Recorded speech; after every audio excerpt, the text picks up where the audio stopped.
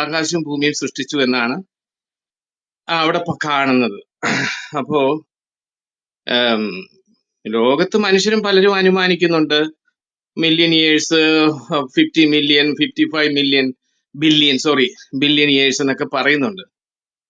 പക്ഷെ ദൈവം ആകാശവും ഭൂമിയും സൃഷ്ടിച്ചത് 6 ദിവസം കൊണ്ടാണെന്ന് അവിടെ സ്പെസിഫിക് ആയിട്ട് എടുത്ത് പറയുന്നുണ്ട്. പുറപ്പാട് പുസ്തകം 20:11 പറയുന്നുണ്ട്.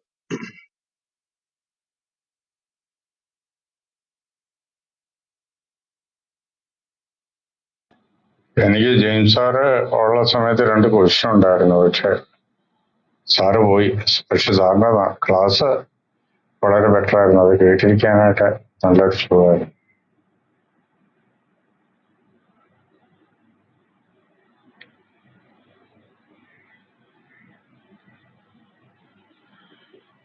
സാറന്മാരെ, ഈ സഹോദരന്മാരെ, ആരെങ്കിലും പറഞ്ഞാൽ മതി, ഈ 32 ഉൽപ്പത്തി 32 നമ്മുടെ യാക്കോബിന്റെ ഒരു മൽപ്പിടുത്തം ഉണ്ടല്ലോ. അതിനകത്ത് ഇംഗ്ലീഷില് വിത്ത് എ മാൻ എന്നാ പറഞ്ഞിരിക്കുന്നത്. അന്നേരം അത് മറ്റുള്ള ആൾക്കാർ വെറുതെ പരിഹാസത്തോടെ പറയുന്നതാണ്. അതിനെപ്പറ്റി ഒന്ന് ചെറുതായിട്ടൊന്ന് വിശദീകരിക്കും.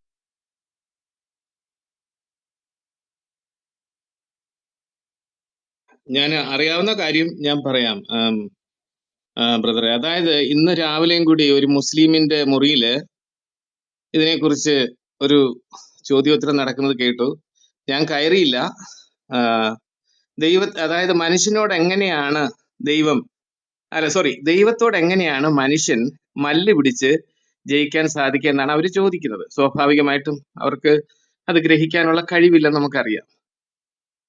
പക്ഷെ തിരുവെഴുത്ത് നമ്മൾ വായിക്കുമ്പോ ദൈവത്തിന് താൻ ഇച്ഛിക്കും പോലെ ആയിത്തീരാനുള്ള സർവശക്തി ദൈവത്തിനുണ്ട്. അപ്പോ നമുക്കറിയാം, അബ്രഹാമിന്റെ മമ്രയുടെ തോപ്പിൽ അബ്രഹാമിന്റെ അടുക്കൽ വന്ന 3 പുരുഷന്മാർ വരുന്നു.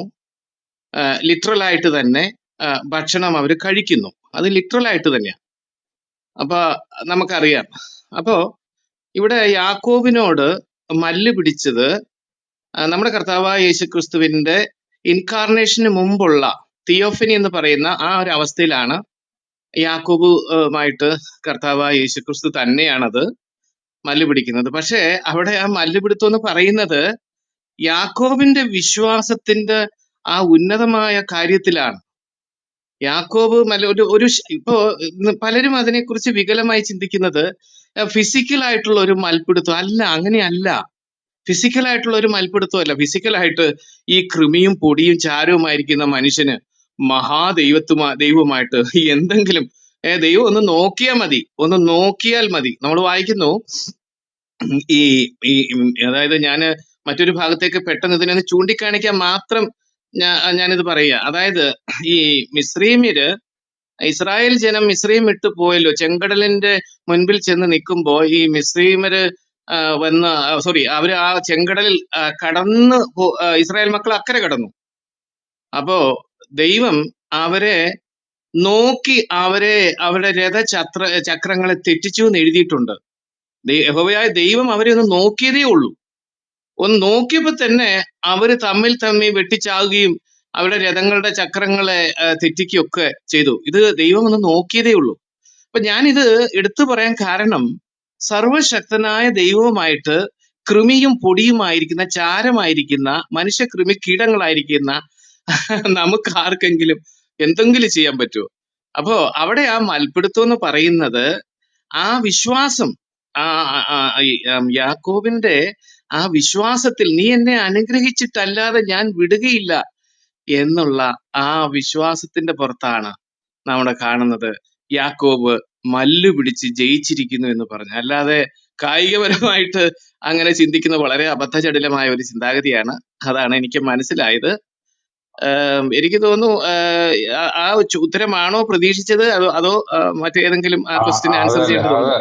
അതല്ല ക്രിസ്തു ബ്രദറെ, അതിനകത്ത് പിന്നെയും പറയുന്നുണ്ടല്ലോ, അവന്റെ ആ തുടയില്, അതിപ്പം ആ തുട അതിലെ തൊട്ടു. ഇപ്പോഴും ഇസ്രായേൽ മക്കള് ആ മറ്റേ ഈ അങ്ങനെയുള്ള ആ മീറ്റിന്റെ ആ ഒരു ഭാഗം അവര് കഴിക്കാറില്ല, ഭക്ഷിക്കില്ല. അതെ, കഴിക്കാറില്ല. അതെ. അന്നേരം അതിനകത്ത് ഫിസിക്കലായിട്ട് കുറച്ച് കാര്യങ്ങളുണ്ട്. പക്ഷേ അതെ അതെ ലീ സിസ്റ്റർ കേൾക്കുന്നുണ്ടോ?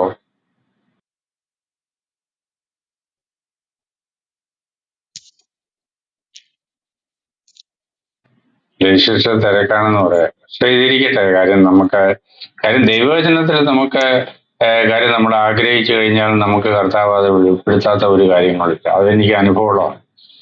ചിലപ്പോ 1 കൊല്ലം, 2 അല്ല കൊല്ലം, 3 കൊല്ലം. അല്ല മാമൻ ബ്രദറെ, ഞാൻ ആ പറഞ്ഞത് കാര്യം മനസ്സിലായോ? ദൈവവുമായിട്ട് മല്ലു ഇല്ല, പിടിച്ചിട്ട് ഞാൻ ക്രൈസ്റ്റ് ബ്രദറെ, ഞാനത് എന്റെ മനസ്സിൽ അങ്ങനെ തന്നെ.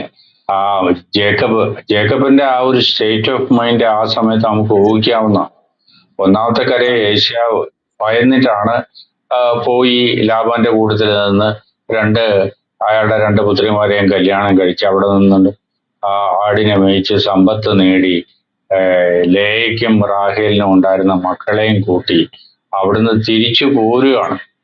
ആ തിരിച്ചു പോരുമ്പോൾ ഏഷ്യാവിന്റെ ആറ്റിറ്റ്യൂഡ് എന്താണ്? കാര്യം അത്രയും നാളത്തെ ആ ഒരു അധ്വാനവും ആ ഒരു സേവനം, തീർച്ചയായിട്ടും ശരി. യാക്കോബിനെ സംബന്ധിച്ചോളം അവിടം കൊണ്ട് ഇതെല്ലാം നഷ്ടപ്പെട്ട്, എന്നിട്ടും അത് ഭയപ്പെട്ടിട്ട് അവര് പാട്ട് ചെയ്യുന്നുണ്ട്. കുറെ പേരെ ഇപ്പുറത്തും നദിയുടെ ഇപ്പുറത്തും. അത് കൂടാതെ കുറച്ച് കാഴ്ചകൾ കൊടുത്തയച്ചു, എങ്ങനെയായാലും ഇയാളെ അനുനയിപ്പിക്കാൻ വേണ്ടിയിട്ട്. അന്നേരം ആ സ്റ്റേറ്റ് ഓഫ് മൈൻഡ് എല്ലാവരുടെയും ജീവിതത്തിൽ വരുന്നതാണ്. കാര്യം നമ്മള് ഇന്നത്തെ ആ ഒരു നിമിഷം അത് കടന്നു കിട്ടിക്കഴിഞ്ഞാൽ നമ്മളുടെ ജീവിതവും നമ്മുടെ എല്ലാ രക്ഷയും എല്ലാം വരുന്നതാണ്. പക്ഷെ അതവിടുന്ന് പോയി കഴിഞ്ഞാൽ, അതാണ് സാധാരണക്കാരുടെ ജീവിതത്തിൽ നടക്കുന്നത്. ഏതെങ്കിലും ഒരു സമയത്ത് നമ്മളൊരു എക്സ്ട്രീം ഒരു ലെവലിലോട്ട് നമ്മൾ വന്നു കഴിയുമ്പോൾ നമ്മൾ ദൈവത്തെ വിളിച്ചു പോവുകയാണ്. ദൈവത്തെ അല്ലാതെ വേറെ ആർക്കും നമുക്ക് വിളിക്കാനായിട്ടില്ല. മനുഷ്യരെ കൊണ്ട് സാധിക്കുന്ന കാര്യമല്ല അത്. അദൃശ്യമായിട്ട് ആ ദൈവത്തിന്റെ ആ ഒരു കൃപയും സംവിധാനം കിട്ടിയെങ്കിൽ മാത്രമേ പറ്റുള്ളൂ.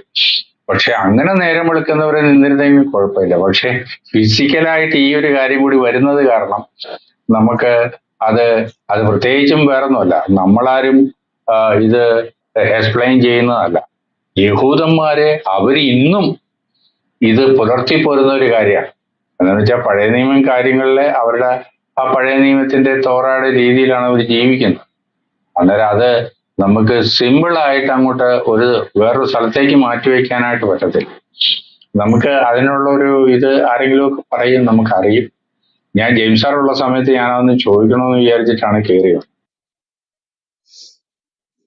ഞാൻ അതിന് പാരലായിട്ട് ഒരു സംഭവം കൂടി ഞാൻ പറയാം. അതായത് ദൈവവുമായിട്ട് എൻകൗണ്ടർ ചെയ്ത ഓരോ വ്യക്തി ജീവിതത്തെയും ഒരു അടയാളം അവരുടെ ജീവിതത്തിൽ ഉണ്ടായിട്ടുണ്ട്. ഇപ്പോ നമുക്കറിയാം, പിന്നെ യാക്കോബിന്റെ ദൈവമായിട്ടുള്ള ആ മൽപ്പിടുത്തം, അതിന്റെ ഫലമായി ദൈവം യാക്കോബിന്റെ തൊടയിൽ ഒന്ന് തൊട്ടതേ ഉള്ളൂ. അവന്റെ തൊട ഉളുക്കിപ്പോയി. അപ്പൊ തന്നെ അന്ന് മുതൽ മുടന്ത് ഏന്തി നടക്കുന്ന ഒരു മനുഷ്യനായിട്ടാണ് യാക്കോബിനെ പിന്നെ കാണുന്നത്. അതുപോലെ തന്നെ ഞാൻ അതിന്റെ പാരലായിട്ട് ചിന്തിക്കുമ്പോൾ അപ്പോസ്തലൻ പൗലോസ് പുതിയ നിയമത്തിലേക്ക് വരുമ്പോൾ അതികായകനായ ദൈവത്താൽ ശക്തമായി ഉപയോഗിക്കപ്പെട്ട പുതിയ നിയമസഭയ്ക്ക് ധാരാളം ലേഖനങ്ങൾ പൗലോസിലൂടെ ദൈവം നൽകി. ആ പൗലോസിന്റെ ശൗലായിരുന്ന ആ സമയത്ത് നമുക്കറിയാം, ഈ കർത്താവിന്റെ മക്കളെ, ദൈവസഭയെ, ദൈവജനത്തെ വളരെ മൃഗീയമായി പീഡിപ്പിച്ച ഒരു വ്യക്തിയായിരുന്നു പൗലോസ് എന്ന് തിരുവെഴുത്ത് സാക്ഷ്യപ്പെടുത്തുന്നുണ്ട്, നമുക്കറിയാം. എന്നിട്ട് കർത്താവായ യേശുക്രിസ്തു കുറച്ചു നാള് ഇതിന് അനുവദിച്ചു കൊടുത്തു. പിന്നെ ദമസ്കോസിന്റെ പടിവാതിൽക്കൽ വെച്ച് ദൈവമായ കർത്താവുമായിട്ടുള്ള ഒരു എൻകൗണ്ടർ നടക്കുകയാണ്.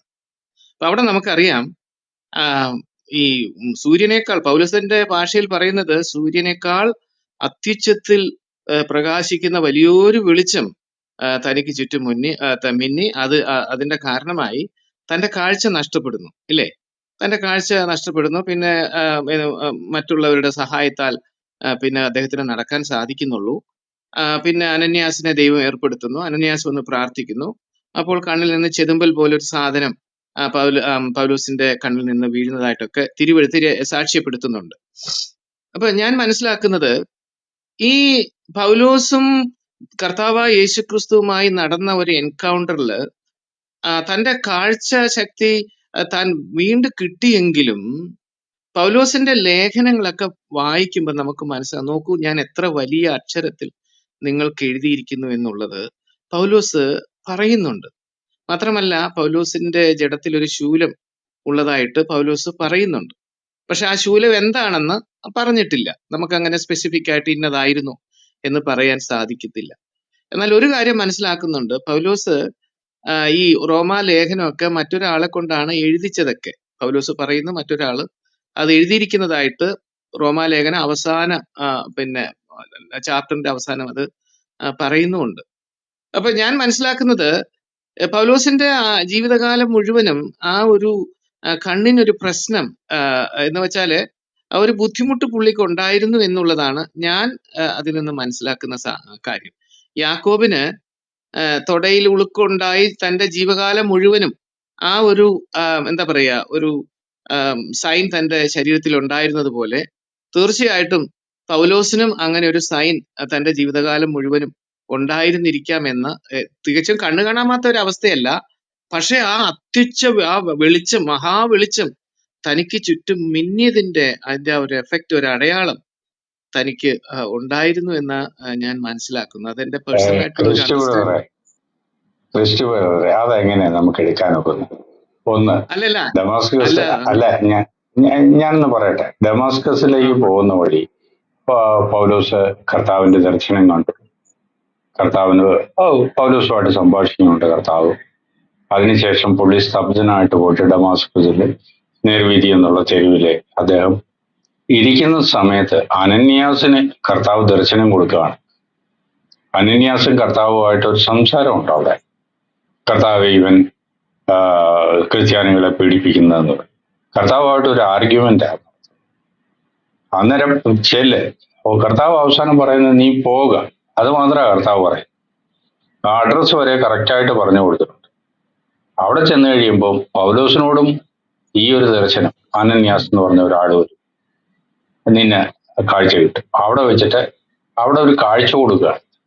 ആ ചെരുമ്പല് മാതിരി അടന്നു വീണ് കാഴ്ച കൊടുക്കുമ്പോൾ ഇപ്പം ക്രിസ്തു ബ്രദർ പറഞ്ഞ അനുസരിച്ചിട്ട് കർത്താവ് ഒരു പെർഫെക്റ്റ് ആയിട്ടുള്ള ആ ഒരു സംഗതി ചെയ്തില്ലെങ്കിൽ നമ്മുടെ കർത്താവിന് എന്തോ ഡിഫിഷ്യൻസി ഉള്ള മാതിരിയല്ലേ നമ്മൾ ഇതിപ്പം മനസ്സിലാക്കട്ടെ. അങ്ങനെ നമുക്ക് എല്ലാം സൃഷ്ടിക്കുന്നവനെ അല്ലല്ല മാമൻ ബ്രദറെ, ഞാൻ ഈ പറഞ്ഞില്ല യാക്കോബിന് അങ്ങനെ ഒരു പ്രശ്നം കർത്താവുമായിട്ടുള്ള ആ ക്ലോസ് എൻകൗണ്ടറിൽ സംഭവിച്ചു. ഞാൻ അതിനെ ഒരു പാരലായിട്ട് ചിന്തിക്കുക. അതായത് എന്റെ ഒരു അഭിപ്രായമാണ്. അതായത് ഞാൻ പറഞ്ഞല്ലോ, ഇത് ഏതെങ്കിലും രീതിയിൽ ഒരു ഡോക്ടറിനോ ഉപദേശമായിട്ടല്ല ഞാൻ പറയാം. ദിസ് ഈസ് എന്റെ ഒരു അഭിപ്രായമാണ്. കാരണം കർത്താവുമായിട്ട് എൻകൗണ്ടർ ചെയ്ത യാക്കോബിന് തൊടയിലെ ആ ഉളുക്ക് സംഭവിച്ചതുപോലെ തീർച്ചയായിട്ടും ഡെമസ്കോസിന്റെ പടിവാതിക്കൽ വെച്ച് നടന്ന ഒരു സാധാരണ സംഭവമല്ല, മനസ്സിലാക്കണം. അപ്പോ ഞാൻ മനസ്സിലാക്കുന്നത്, പക്ഷെ പൗലോസിന്റെ ലേഖനമൊക്കെ എഴുതുമ്പോ അദ്ദേഹം പറയുന്നുണ്ട്, നോക്കൂ ഞാൻ എത്ര വലിയ അക്ഷരമായിട്ട് എഴുതിയിരിക്കുന്നു. പിന്നെ മറ്റ് ഈ റോമാ ലേഖനമൊക്കെ വേറെ ആളാണ് എഴുതിയത്, അതിന് അവിടെ സാക്ഷ്യമുണ്ട്.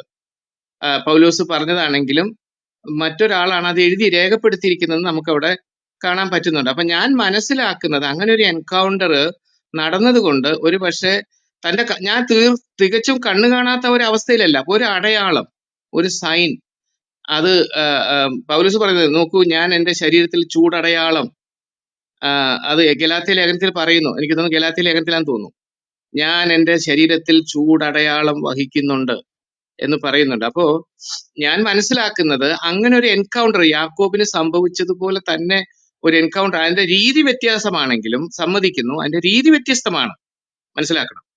അപ്പോ എന്നിരുന്നാലും അങ്ങനെ പേഴ്സണൽ ആയിട്ടുള്ള ഒരു എൻകൗണ്ടർ കർത്താവുമായിട്ട് നടന്നു. കാരണം സഭയെ ഉപദ്രവിച്ച ഒരു മനുഷ്യനായിരുന്നു, ഇല്ലേ? വളരെയേറെ പീഡിപ്പിച്ച ഒരു മനുഷ്യനായിരുന്നു പൗലോസ്. അപ്പോ ഞാൻ അങ്ങനെ മനസ്സിലാക്കുന്നു. ഞാൻ ഒരു പക്ഷെ അതായിരിക്കാം പുള്ളി ലേഖനമൊക്കെ എഴുതുമ്പോ തന്റെ അങ്ങനെ വേദപണ്ഡിതന്മാരും ഇതിനെക്കുറിച്ച് ഒരു അഭിപ്രായം പറയുന്നുണ്ട്.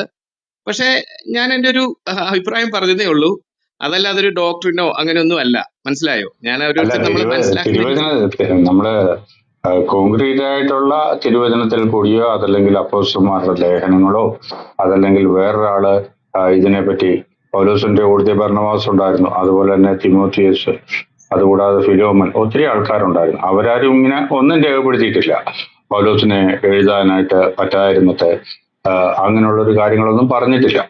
എന്നിട്ട് ആയിരുന്നിടത്തോളം കാലം നമുക്ക് സ്പെക്കുലേഷന് പോകേണ്ട കാര്യമില്ലല്ലോ. പിന്നെ കർത്താവിന്റെ ദർശനം നമ്മൾ ഇപ്പം മോശ നേരിട്ട് കണ്ടതാണ് സീനായി മലയിൽ വെച്ച്.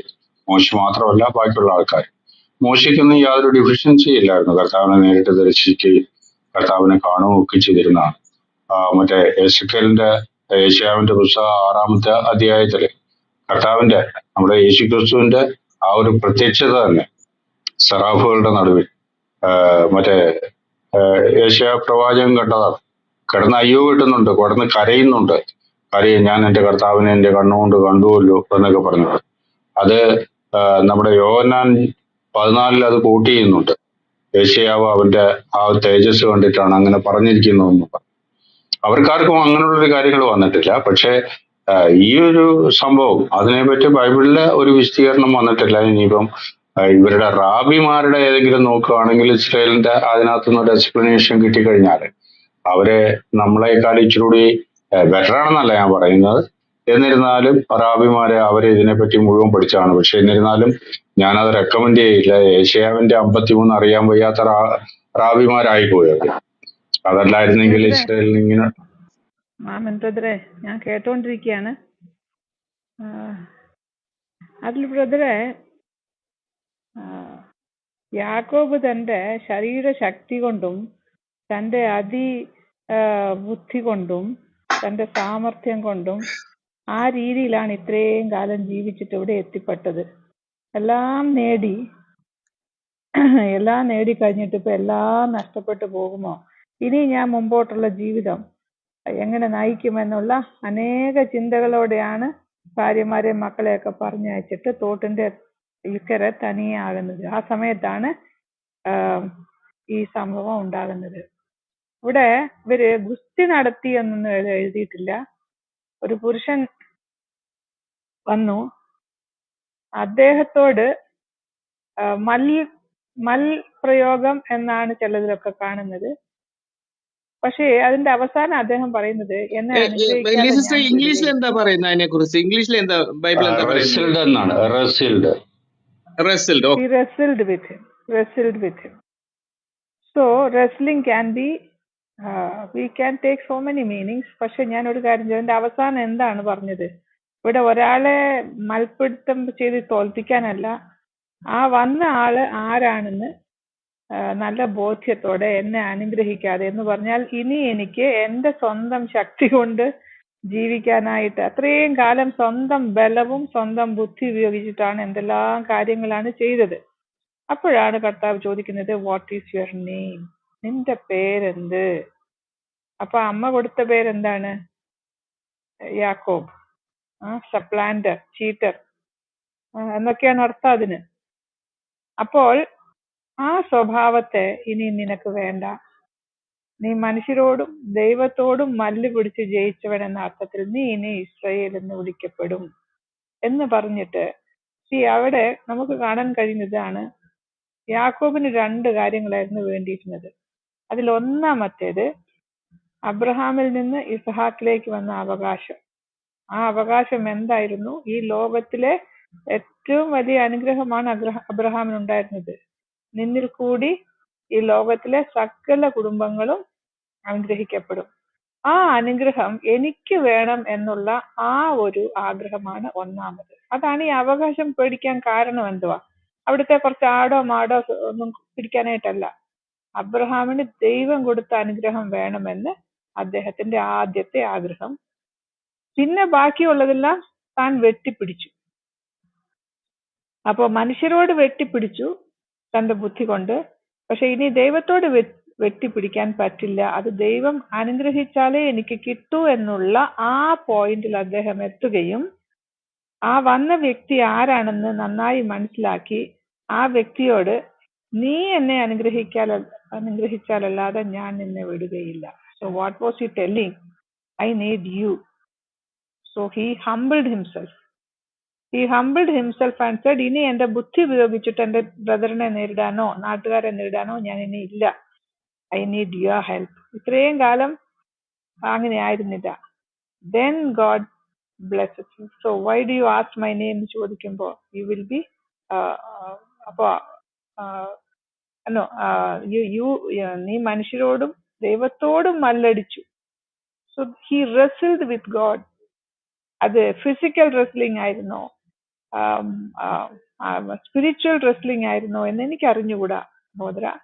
But he was his body and he was so involved, that wrestling was so intense.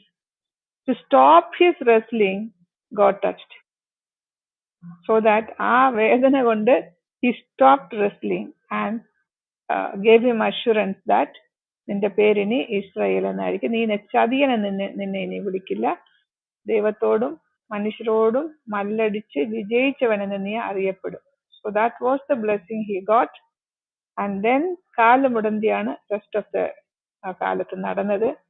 അപ്പോൾ ഇവിടെ ക്രൈസ്തവർ പറഞ്ഞതുപോലെ ഓരോരുത്തരും അദ്ദേഹത്തെ കാണുമ്പോൾ അദ്ദേഹത്തിന്റെ ആ ശക്തി പിന്നെ ഇല്ല. ഇനി ശരീരത്തിന്റെ ശക്തി മുടന്തനായ ഒരു മനുഷ്യനില്ല. So God humbled him there and made him understand only ദൈവത്തിന്റെ അനുഗ്രഹമാണ് മുഖ്യം, അല്ലാതെ ഈ ബാക്കി കണ്ട സാധനങ്ങളും ഭാര്യമാരും മക്കളോ ആടുമാടുകളോ ഒന്നുമല്ല. അത് അനുഗ്രഹത്തിന്റെ ഒരു സൈഡ് മാത്രമാണ്, പക്ഷെ ആത്മീയ അനുഗ്രഹം. ഇതാണ് എനിക്ക് സോഫാർ മനസ്സിലായിട്ടുള്ള കാര്യം. ഞാനൊന്നും വായിക്കാതെയാണ് ഇത് പറഞ്ഞത്, ബൈബിൾ വായനയിൽ നിന്ന് എനിക്ക് മനസ്സിലായ കാര്യമാണ്. ബട്ട് എനിവേ ഇനി നമുക്ക് കുറച്ചും കൂടി അന്വേഷിക്കാം. ഞാനൊന്ന് കൂട്ടിച്ചേർക്കട്ടെ. പക്ഷെ എനിക്ക് തോന്നിയിരിക്കുന്ന എന്റെ ഹൃദയത്തില് കാര്യം, നമ്മള് ഒരു എക്സ്ട്രീം ഡിഫിക്കൽറ്റിയില് നമ്മൾ നിൽക്കുന്ന ആ ഒരു സമയം, നമുക്ക് യാതൊരു അന്തവും കുന്തവും ഇല്ലാതെ നമ്മൾ എങ്ങോട്ടാണ് പോകുന്നത്, എങ്ങോട്ടാണ് നിൽക്കുന്ന അറിയാത്ത ആ ഒരു എക്സ്ട്രീം, അത് നമ്മൾ വാക്കുകൾ കൂടി പറയാനായിട്ട് പറ്റത്തില്ല. ആ ഒരു സമയത്ത് നമുക്ക് ദാഹമില്ല, വിശപ്പില്ല, മറ്റുള്ള ഒരു സുഖമില്ല, നമ്മുടെ ശരീരത്തെ പറ്റി പോലും നമ്മൾ അറിയുന്നില്ല. നമ്മൾ ദൈവസന്നിധിയിൽ ദൈവത്തിന്റെ ആത്മാവിന് അതിലേക്ക് നമ്മൾ ഇറങ്ങിച്ചെന്നിട്ട് നമ്മൾ കരച്ചിലും നിവൃത്തിയില്ലാതെയും നമ്മൾ എന്താ കാണിക്കുന്നതെന്ന് ഫിസിക്കലായിട്ട് നമുക്ക് പോലും അറിയില്ലാത്ത ഒരു എക്സ്ട്രീം സ്റ്റേറ്റിലേക്ക് നമ്മൾ നിൽക്കുന്ന ആ ഒരു അവസ്ഥയില് ദൈവം തന്നെ പറയും, ഞാൻ നിന്നെ അനുഗ്രഹിച്ച്, നീ എന്നെ വിട്, നിന്നെ ഞാൻ സമാധാനിപ്പിക്കുന്നു, നിന്നെ ഞാൻ ബ്ലെസ് ചെയ്തിരിക്കുന്നു എന്ന് നമ്മളോട് പറയുന്ന ആ ഒരു അവസ്ഥ, അതെല്ലാ മനുഷ്യർക്കും, യാക്കോബിന് മാത്രമല്ല, അത് നമുക്ക് ഓരോരുത്തർക്കും അച്ചീവ് ചെയ്യാൻ പറ്റുന്ന ഒരു ദൃഷ്ടാന്തമായിട്ടാണ് ഞാൻ എൻ്റെ മനസ്സിൽ കാണുന്നത്. അതാണ് ഞാൻ വിശ്വസിക്കാൻ ഇഷ്ടപ്പെടുന്നത്. ലീസിസ്റ്റർ പറഞ്ഞ വളരെ കറക്റ്റാണ്. അത് 100% ആ വചനത്തിന്റെ അർത്ഥം അങ്ങനെയാണ് പറഞ്ഞിരിക്കുന്നത്. പക്ഷെ ഞാന് ഒരു 1-2 പോയിന്റ് കൂടി അതൊന്ന് ചേർത്ത് കൊള്ളട്ടെ. ലീസിസ്റ്റർ പറഞ്ഞ വരിയിൽ തന്നെ ഞാൻ ചേർക്കാൻ ആഗ്രഹിക്കുന്നത്, അതായത് നമുക്കറിയാം യാക്കോബിന്റെ ജീവിതം എന്ന് പറയുന്നത് ജ്യേഷ്ഠാവകാശം തട്ടിയെടുത്തു, പിന്നെ അമ്മയാണ് ഈ ഐഡിയ ഒക്കെ പറഞ്ഞു കൊടുത്തത്. അവസാനം ആ അമ്മയെ പിന്നെ ഒരിക്കലും യാക്കോബ് കണ്ടിട്ടില്ലെന്നാണ് നമുക്ക് തിരുവെഴുത്തിൽ നമുക്ക് അങ്ങനെ ഒരു സംഭവം പിന്നെ യാക്കോബ് അമ്മയെ കണ്ടുമുട്ടിയതായിട്ട് കാണുന്നില്ല. ഏതായാലും യാക്കോബ് പോകുന്നു, ലാബാന്റെ വീട്ടിൽ ചെല്ലുന്നു. താൻ അതല്ല പറഞ്ഞ, മനുഷ്യൻ വിതയ്ക്കുന്നത് തന്നെ കൊയ്യും എന്നൊരു വാക്യം ബൈബിളിൽ സ്പെസിഫിക് ആയിട്ട് പറയുന്നുണ്ട്. അപ്പോ ഈ എന്തെല്ലാം ചതിവ് കാണിച്ചോ ആ ചതിവെല്ലാം പിന്നെ അമ്മായിയപ്പനും തന്നെ യാക്കോബിന് ലഭിക്കുന്നു. മാത്രമല്ല സമാധാനമില്ലാത്തൊരു ജീവിതം, അതാണ് ഞാൻ ഇവിടെ പറയുന്നത്. സമാധാനം നഷ്ടപ്പെട്ട ഒരു ജീവിതം. സമ്പത്തുണ്ട്, എല്ലാം ഉണ്ട്, ഭാര്യയുണ്ട്, മക്കളുണ്ട്. ആത്യന്തികമായിട്ട് സമാധാനം നഷ്ടപ്പെട്ട ഒരു മനുഷ്യൻ, അതായത് തൻ്റെ ചേട്ടനായ ഏശാവ് ആ മുൻ വൈരാഗ്യം വെച്ചുകൊണ്ട് എന്നെ കൊല്ലുമോ എന്നുള്ള ആ ഭയം എപ്പോഴും യാക്കോബിനെ അലട്ടിക്കൊണ്ടിരുന്നു. അതൊരു സത്യമാണ്. എന്നാല് ഇവിടെ ആ ഇമ്പോർട്ടൻസ് വരുന്നത് ആ യാക്കോബിന്റെ ആ കംപ്ലീറ്റ് സറണ്ടർ ടു ഗോഡ്. അതാണ് ഇപ്പൊ ലീസിസ്റ്റ് പറഞ്ഞത്. ഞാൻ ക്ലാരിറ്റി വരുത്താൻ ആഗ്രഹിക്കുന്നത്, കംപ്ലീറ്റ് സറണ്ടർ ടു ഗോഡ്. അതായത് അത് ഞാൻ പറയുമ്പോൾ നമ്മൾ പുതിയ നിയമത്തിൽ വായിക്കുമ്പോൾ നമ്മൾ മരിക്കുക എന്ന് പറഞ്ഞാൽ സെൽഫ് നമ്മുടെ സെൽഫ് എല്ലാം മരിക്കണം. നമുക്ക് എന്തെങ്കിലും ഉണ്ടെന്നുള്ളൊരു തോന്നൽ ഉണ്ടെങ്കിൽ അതെല്ലാം മരിക്കണം. It must be die. അപ്പോ ആ ഒരു അവസ്ഥയില് യാക്കോബ് ആയിത്തീർന്നു. തനിക്കിനി ഒന്നുമില്ല, എനിക്ക് ദൈവമല്ലാതെ, ദൈവമേ നീ അല്ലാതെ എന്റെ ജീവിതത്തിൽ മറ്റൊന്നുമില്ല, നിന്റെ ശക്തിയാണ് എനിക്ക് വേണ്ടത്. അതുകൊണ്ടല്ലോ ബൈബിളിൽ പറയുന്നത്, നാം മരിക്കുകയും ക്രിസ്തു നമ്മിൽ ജീവിക്കുകയും വേണം. രണ്ടും ഒരുപോലെ നടക്കത്തില്ല, രണ്ടുപേർക്കും ഒരുപോലെ ജീവിക്കാൻ പറ്റത്തില്ല. ഒന്നുകിൽ നാം ജീവിക്കും ക്രിസ്തുവിനെ കൂടാതെ, അതെങ്കിൽ ക്രിസ്തു നമ്മിൽ, നാം മരിച്ചിട്ട് ക്രിസ്തു നമ്മിൽ ജീവിക്കണം. അതാണ് പൗലോസ് പറഞ്ഞത്, ഞാനല്ല ജീവിക്കുക, എന്നിൽ ക്രിസ്തു ജീവിക്കുന്നു, എന്നിൽ ജീവിക്കുന്നത് ക്രിസ്തുവാണ്. ഈ ഒരു അനുഭവം വാസ്തവത്തില് യാക്കോബ് മൽപ്പിടുത്തത്തിൽ ജയിച്ചു എന്ന് പറയുമ്പോൾ ദൈവം യാക്കോബിൽ സമ്പൂർണമായ ആധിപത്യം നടത്താൻ യാക്കോബ് തന്നെത്താൻ ദൈവത്തിന് ഏൽപ്പിച്ചു കൊടുത്ത ഒരു സന്ദർഭമാണ് പെനിയയിൽ സംഭവിച്ചെന്നാണ് ഞാൻ ആഡ് ചെയ്യാൻ ആഗ്രഹിക്കുന്നത്. Thank you.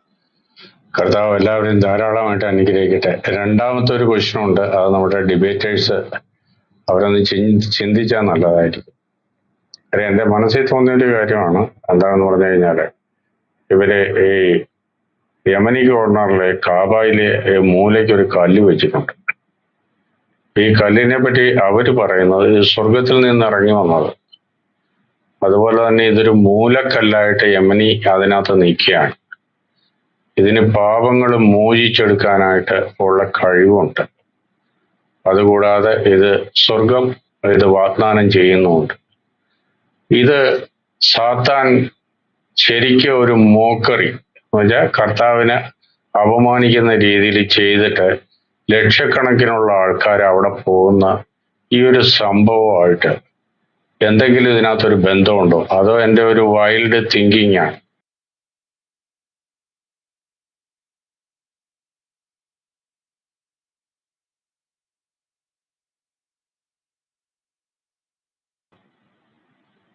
കേട്ടിരുന്നോ ഞാൻ ചോദിച്ചു? മാമൻ ബ്രദർ, ഞാൻ കേട്ടില്ല, ഒന്നുകൂടെ പറയാമോ അത്?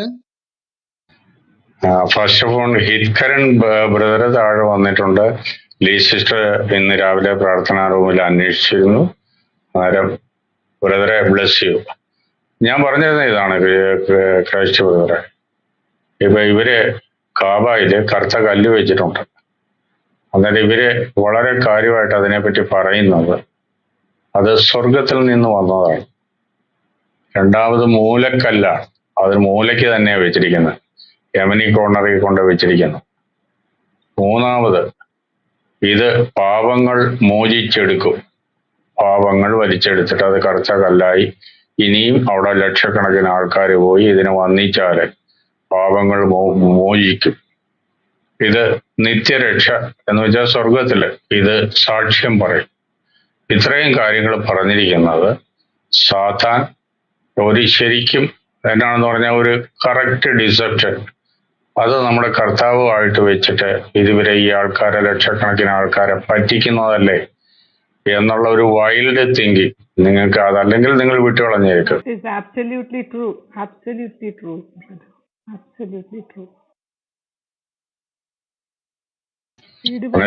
തള്ളിക്കളഞ്ഞ കല്ല് മൂലക്കല്ലായി തീർന്നിരിക്കുന്നു. അത് നിങ്ങളുടെ കണ്ണിൽ ആശ്ചര്യം ആയിരിക്കുന്നു. അത് കർത്താവിന്റെ പ്രവൃത്തി. മൂലക്കല്ല് എന്ന് പറയുന്ന ആ ഒരു ഉപമ യേശുക്രിസ്തുവിനെ പറ്റിയാണ് പറഞ്ഞിരിക്കുന്നത്. പക്ഷേ കാബയിലെ കല്ലിരിക്കുന്നത് മൂലയ്ക്കാണ്. ആ കല്ലിനെ ഇവർ വളരെ ഭയഭക്തിയോടെയാണ് കാണുന്നത്. ആ കല്ലിന്റെ ദിശയിലേക്കുള്ള അവരുടെ 5 നേരത്തെ പ്രാർത്ഥന, ആ കല്ലിനോടുള്ള ഭയങ്കരമായ ഒരു വികാരം അവർക്കുണ്ട്. അത് അള്ളാഹുവാണെന്ന് അവരിപ്പോൾ പറയുവോ വിശ്വസിക്കുകയോ ഒന്നും ചെയ്യുന്നില്ല എന്ന് പറഞ്ഞാലും പ്രവൃത്തി അങ്ങനെയല്ല. ഈ ഒരു ആരാധനാ വസ്തുവിനെയാണല്ലോ പ്രദക്ഷിണം വെക്കുക. ആ പ്രദക്ഷിണം വെക്കുന്നത് അവർ പറയും കാബയെയാണ് പ്രദക്ഷിണം വെക്കുന്നത് എന്ന് പറഞ്ഞാലും 7 തവണ ചുറ്റിക്കഴിഞ്ഞിട്ട് ആരാധനെ തൊട്ടാൽ, ഹദീസുകളിലാണ് അത് കാണുന്നത്, അതിനെ തൊടുന്നവരുടെ പാപം മോചിക്കപ്പെടും. സോ ഒരു മോക്കറി തന്നെയാണത്. സ്വർഗത്തിൽ നിന്ന് ഇറങ്ങി വന്ന കർത്താവ് പറഞ്ഞിരിക്കുന്നത്, ഞാൻ സ്വർഗത്തിൽ നിന്ന് ഇറങ്ങി വന്ന ജീവന്റെ അപ്പം. അന്നേരം ഇവര് ഈ കല്ല് സ്വർഗത്തിൽ നിന്ന് ഇറക്കി കൊടുത്തതാണ് എന്ന് പറയുന്നു.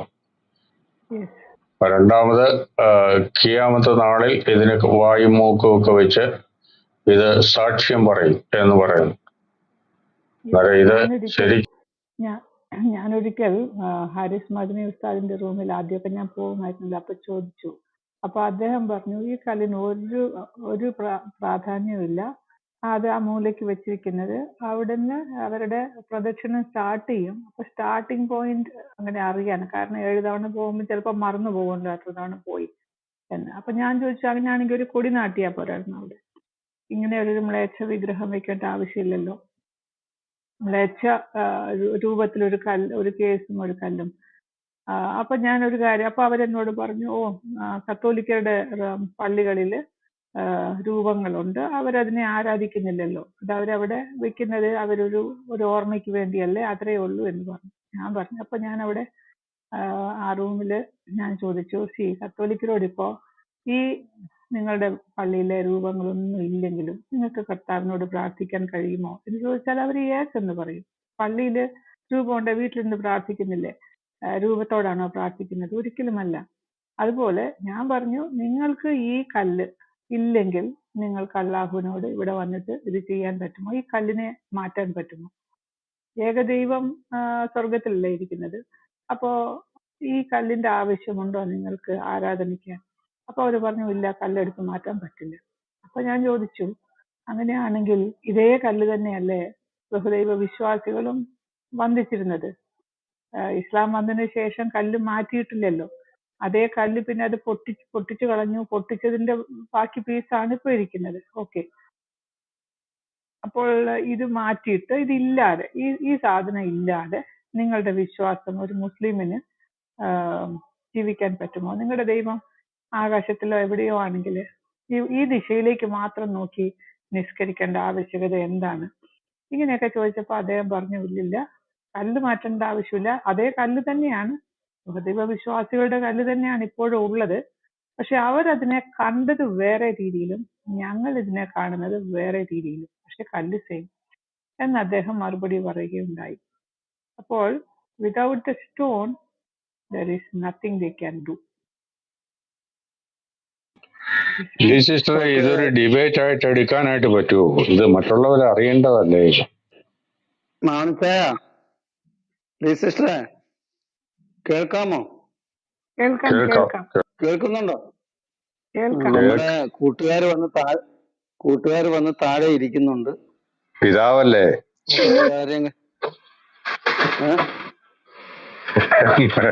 പിതാവിന്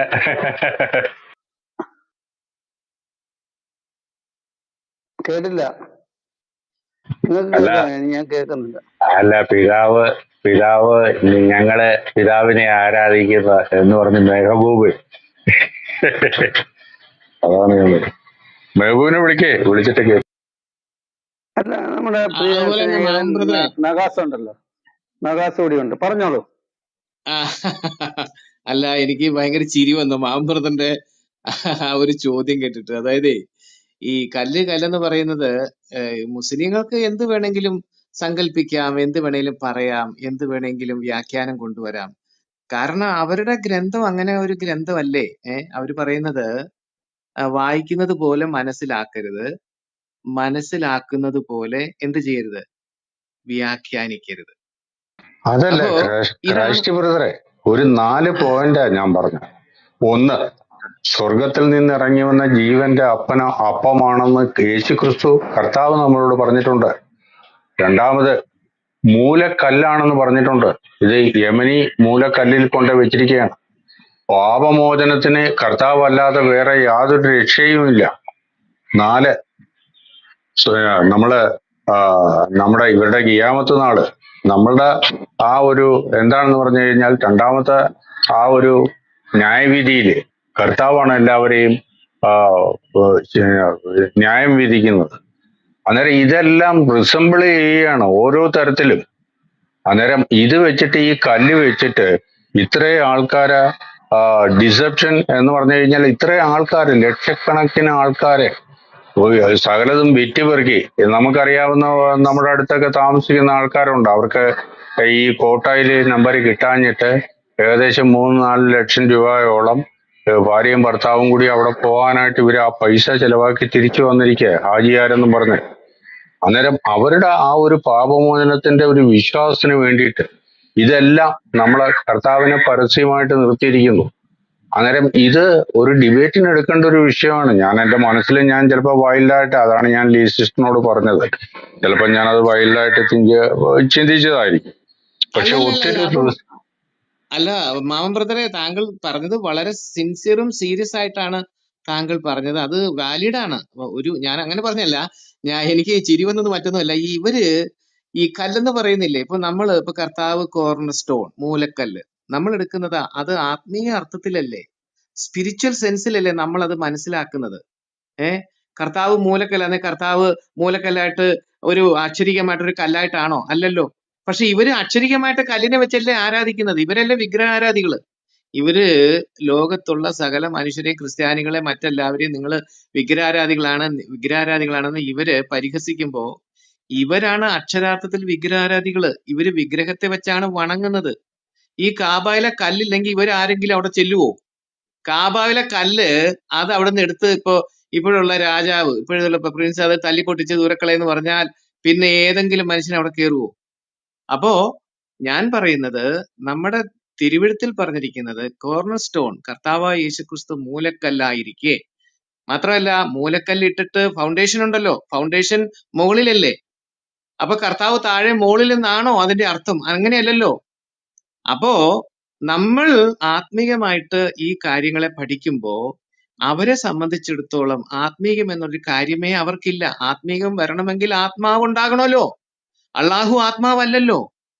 അപ്പോ ഈ വക കാര്യങ്ങളൊന്നും അവർക്ക് യാതൊരു വിധത്തിലൊരു പിടിയില്ല. അതുകൊണ്ട് നമ്മൾ ഇത് ഡിബേറ്റായിട്ട് എടുക്കണം. അതിനെ പൂർണ്ണമായും ഞാൻ അംഗീകരിക്കുന്നു.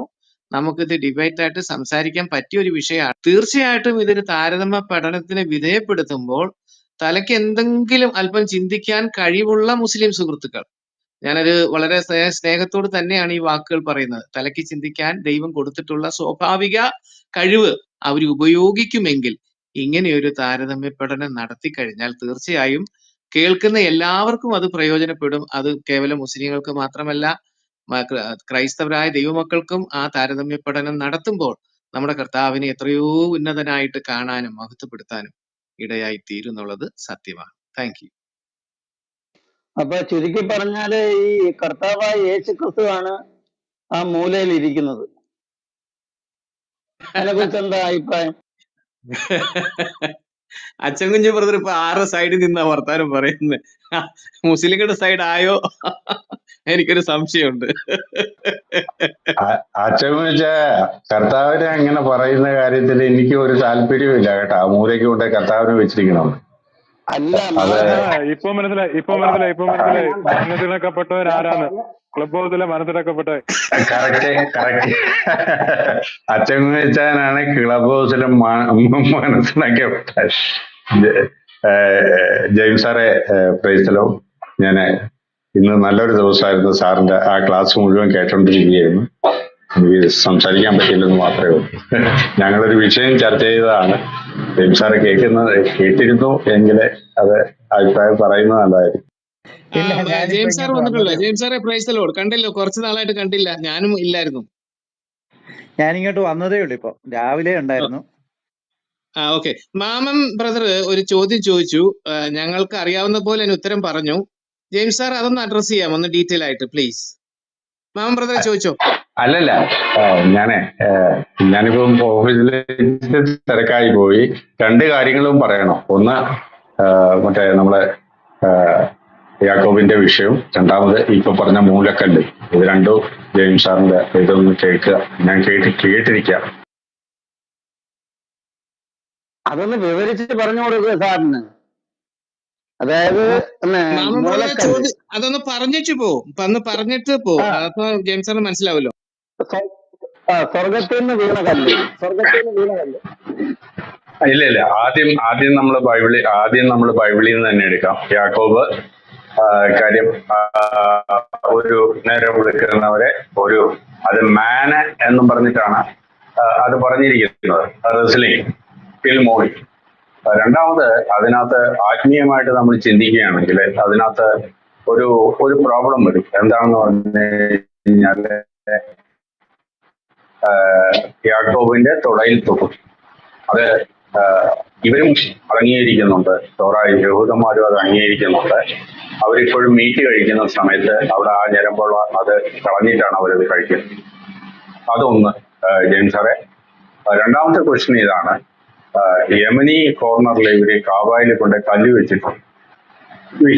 ഇവര് ഈ കല്ലിനെ പറ്റി പറയുന്ന കാര്യങ്ങൾ, ഒന്ന് പറയുന്ന സ്വർഗത്തിൽ നിന്ന് ഇറങ്ങി വന്നതാണ്, കർത്താവ് സ്വർഗത്തിൽ നിന്ന് ഇറങ്ങി വന്നതാണ്. നമുക്ക് ഒത്തിരി വാക്യങ്ങളുണ്ട്, അതിന്റെ റെസംബ്ലൻസും ഉണ്ട്. രണ്ടാമത് ഇവര് പറയുന്ന കർത്താവ് ഇത് മൂലക്കല്ലാണ്. ആ മൂലക്കല്ലെന്ന് പറഞ്ഞാൽ നമ്മുടെ ബൈബിളിലും ഉണ്ട്, മൂലക്കല്ലാണ് കർത്താവ്.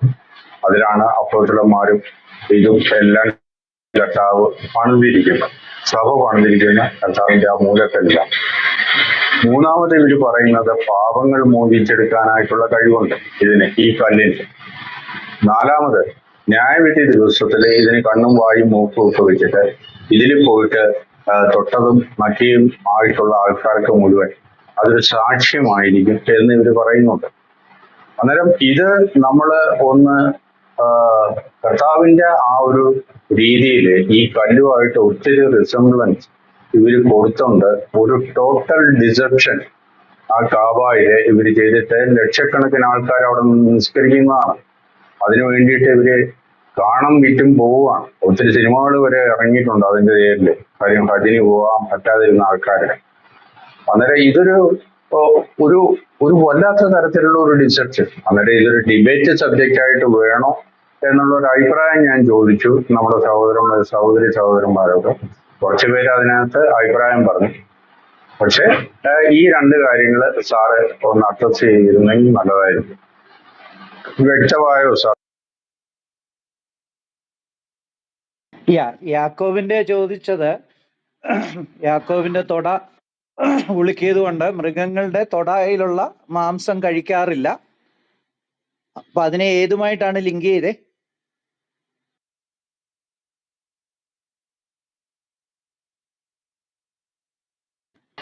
സാറേ മ്യൂട്ടാണോ? ഈ മൃഗങ്ങളുടെ തൊടയിലെ ഇറച്ചി യഹൂദന്മാര് തിന്നാറില്ല. അതിനകത്ത് ഏതുമായിട്ടാ ഇവര് കണക്ട് ചെയ്യുന്നേ? എനിക്ക് അതിന്റെ ഫുള്ള് പിക്ചർ അങ്ങോട്ട് കിട്ടിയില്ല. ഇല്ല, അത് ഫസ്റ്റ് ക്വസ്റ്റ്യൻ സാറേ സിംപ്ലി നമുക്ക് വേണ്ടിയിട്ടുള്ള ഒരു ബൈബിൾ ക്വസ്റ്റ്യൻ ആണ്. അന്നേരം ദൈവവുമായിട്ട് മല്ല് പിടിച്ചു കഴിഞ്ഞാൽ ഒരു മനുഷ്യൻ എന്ത് പോസ്റ്റാണെന്നുള്ള രീതിയിൽ അങ്ങനെയുള്ള ഒരു സംസാരമുണ്ട്. പക്ഷെ നമ്മളൊക്കെ മനസ്സിലാക്കിയിരിക്കുന്ന വേറെ തരത്തിലാണ്. സാറിന്റെ ഒരു അണ്ടർസ്റ്റാൻഡിങ് എന്താണ് എന്നാണ് നമുക്ക് അറിയേണ്ടത്. ഓക്കെ, നമ്മള് ബൈബിളിലെ ഉടനീളം ഈ എപ്പിഫാനി എന്നൊരു കൺസെപ്റ്റ് കാണുന്നുണ്ട്. അതായത് മനുഷ്യന്റെ രൂപത്തില് ദൈവം ഇറങ്ങി വരുന്നതും അതുപോലെ മനുഷ്യന്റെ രൂപത്തില് ദൂതന്മാര് വരുന്നതും മനുഷ്യൻ ചെയ്യാവുന്ന കാര്യങ്ങൾ അവർ ചെയ്യുന്നതുമായിട്ട് ധാരാളം റെഫറൻസുകളുണ്ട്.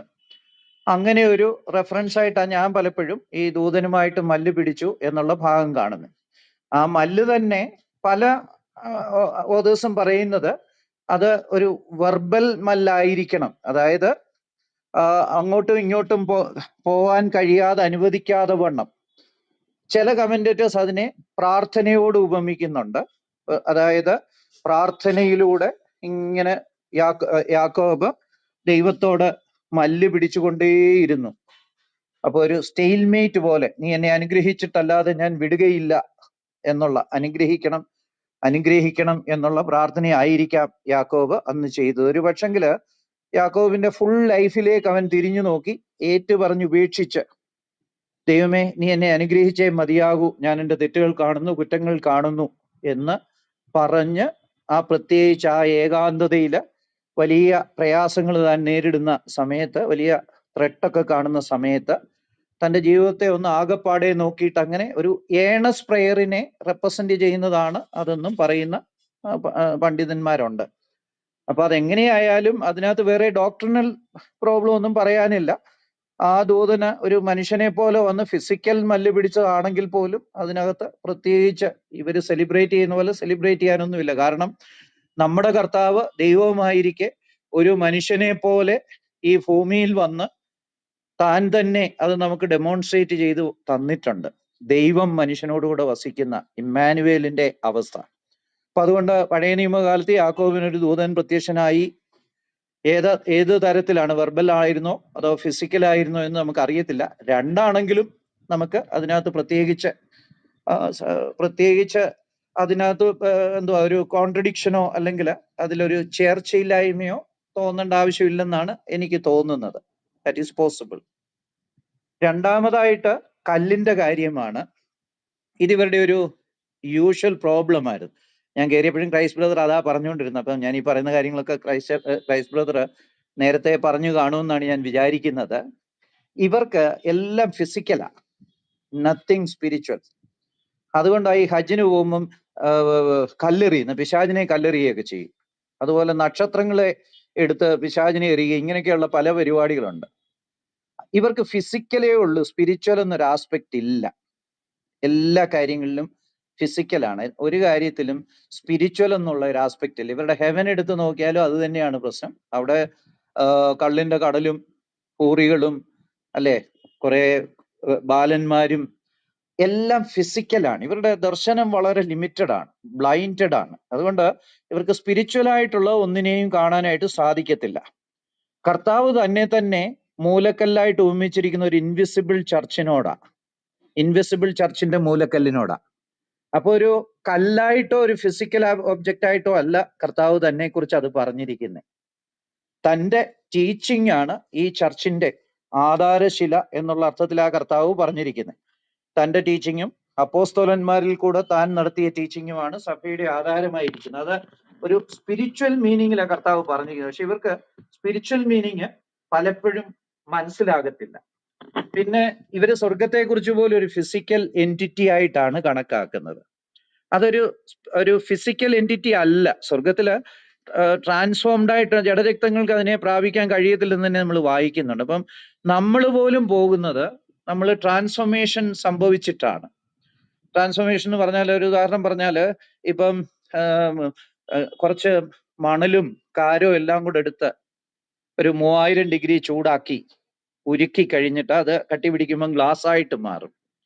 ഇതിന് വാസ്തവത്തിൽ മണലിന്റെയും കാര്യത്തിന്റെ ഒരു സ്വഭാവമില്ല. It is transformed into another product എന്ന് പറഞ്ഞതുപോലെ നമ്മളല്ലാതായി തീരത്തില്ല, but we will be a transformed being. നമ്മളൊരു വളരെ ട്രാൻസ്ഫോംഡ് ആയിട്ടുള്ള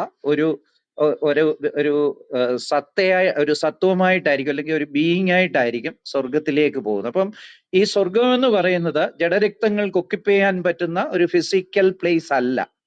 പക്ഷെ ഇവർക്ക് അത് അറിയാനായിട്ട് പറ്റത്തില്ല. കാരണം എന്ന് വെച്ചാൽ ഇത് വെറും ഒരു മാനുഷിക റിലീജിയൻ ആയതുകൊണ്ട് എല്ലാം ഫിസിക്കൽ ടേംസിലാണ് അവരുടെ ഡെഫിനിഷൻസും അവരുടെ ആചാരങ്ങളും ഇങ്ങനെയുള്ള കാര്യങ്ങളും എല്ലാം, ബ്ലെസ്സിങ്സും എല്ലാം ഫിസിക്കൽ ടേംസിലാണ്.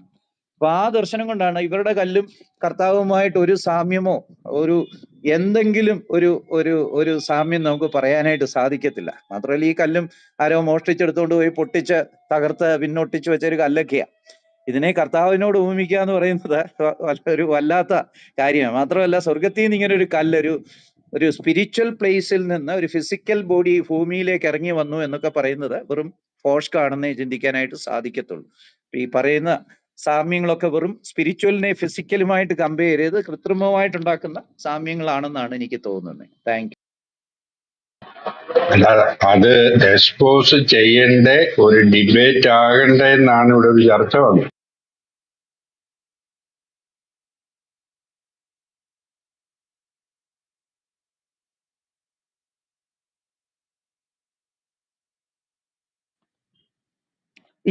ആരെങ്കിലും ഒരു നല്ല പ്രസന്റേഷൻ നടത്തിയാൽ നല്ലതായിരിക്കും. നമ്മുടെ ആൾക്കാരും പഠിക്കണമല്ലോ. നമ്മുടെ ആൾക്കാരും ചിലപ്പോൾ ഔട്ട് ഓഫ് ഇഗ്നറൻസ് ഈ സ്വർഗീയമായ കാര്യങ്ങളൊക്കെ ഭൗതികമായിട്ടുള്ളതാണെന്ന് ചിന്തിച്ച് മിസ്പ്ലേസ്ഡ് ആകാനുള്ള സാധ്യതയുണ്ട്. അപ്പം നല്ലതായിരിക്കും, നമ്മുടെ ആൾക്കാർക്ക് നല്ലതായിരിക്കും. പിന്നെ ഈ ബൈബിളിനെ മിസ്കോട്ട് ചെയ്ത് മിസ്റെപ്രസെന്റ് ചെയ്യാൻ ശ്രമിക്കുന്നവർക്കും അതൊരു തടസ്സമായിട്ട് തീരുന്നെങ്കിൽ നല്ലതായിരിക്കും. ഒരു ക്ലാസ് ആരെങ്കിലും എപ്പോഴെങ്കിലും എടുത്താലും മതി. Thank you. ജെയിംസ് സാറ് പറഞ്ഞപ്പോ ഒരു കാര്യം എന്റെ ചിന്തയിൽ വന്നത് പെട്ടെന്ന്. അതൊരു തമാശ എന്ന് പറയുന്നതിലുപരി അവരുടെ കാര്യം ഓർത്ത് ദുഃഖിക്കുകയല്ലാതെ എന്താ ചെയ്യുക. നമുക്കറിയാം ഈ അഫ്ഗാനിസ്ഥാനിലെ അമേരിക്കൻ പട്ടാളം ഒരു തീവ്രവാദിയെ പിടിച്ചപ്പോ അവനെ ബോഡി ഇൻസ്പെക്ഷൻ ചെയ്തപ്പോ അവന്റെ പിന്നെ സ്വകാര്യ ഭാഗം എന്തെല്ലാമോ വെച്ച് കെട്ടി സൂക്ഷിച്ചു വെച്ചിരിക്കുക.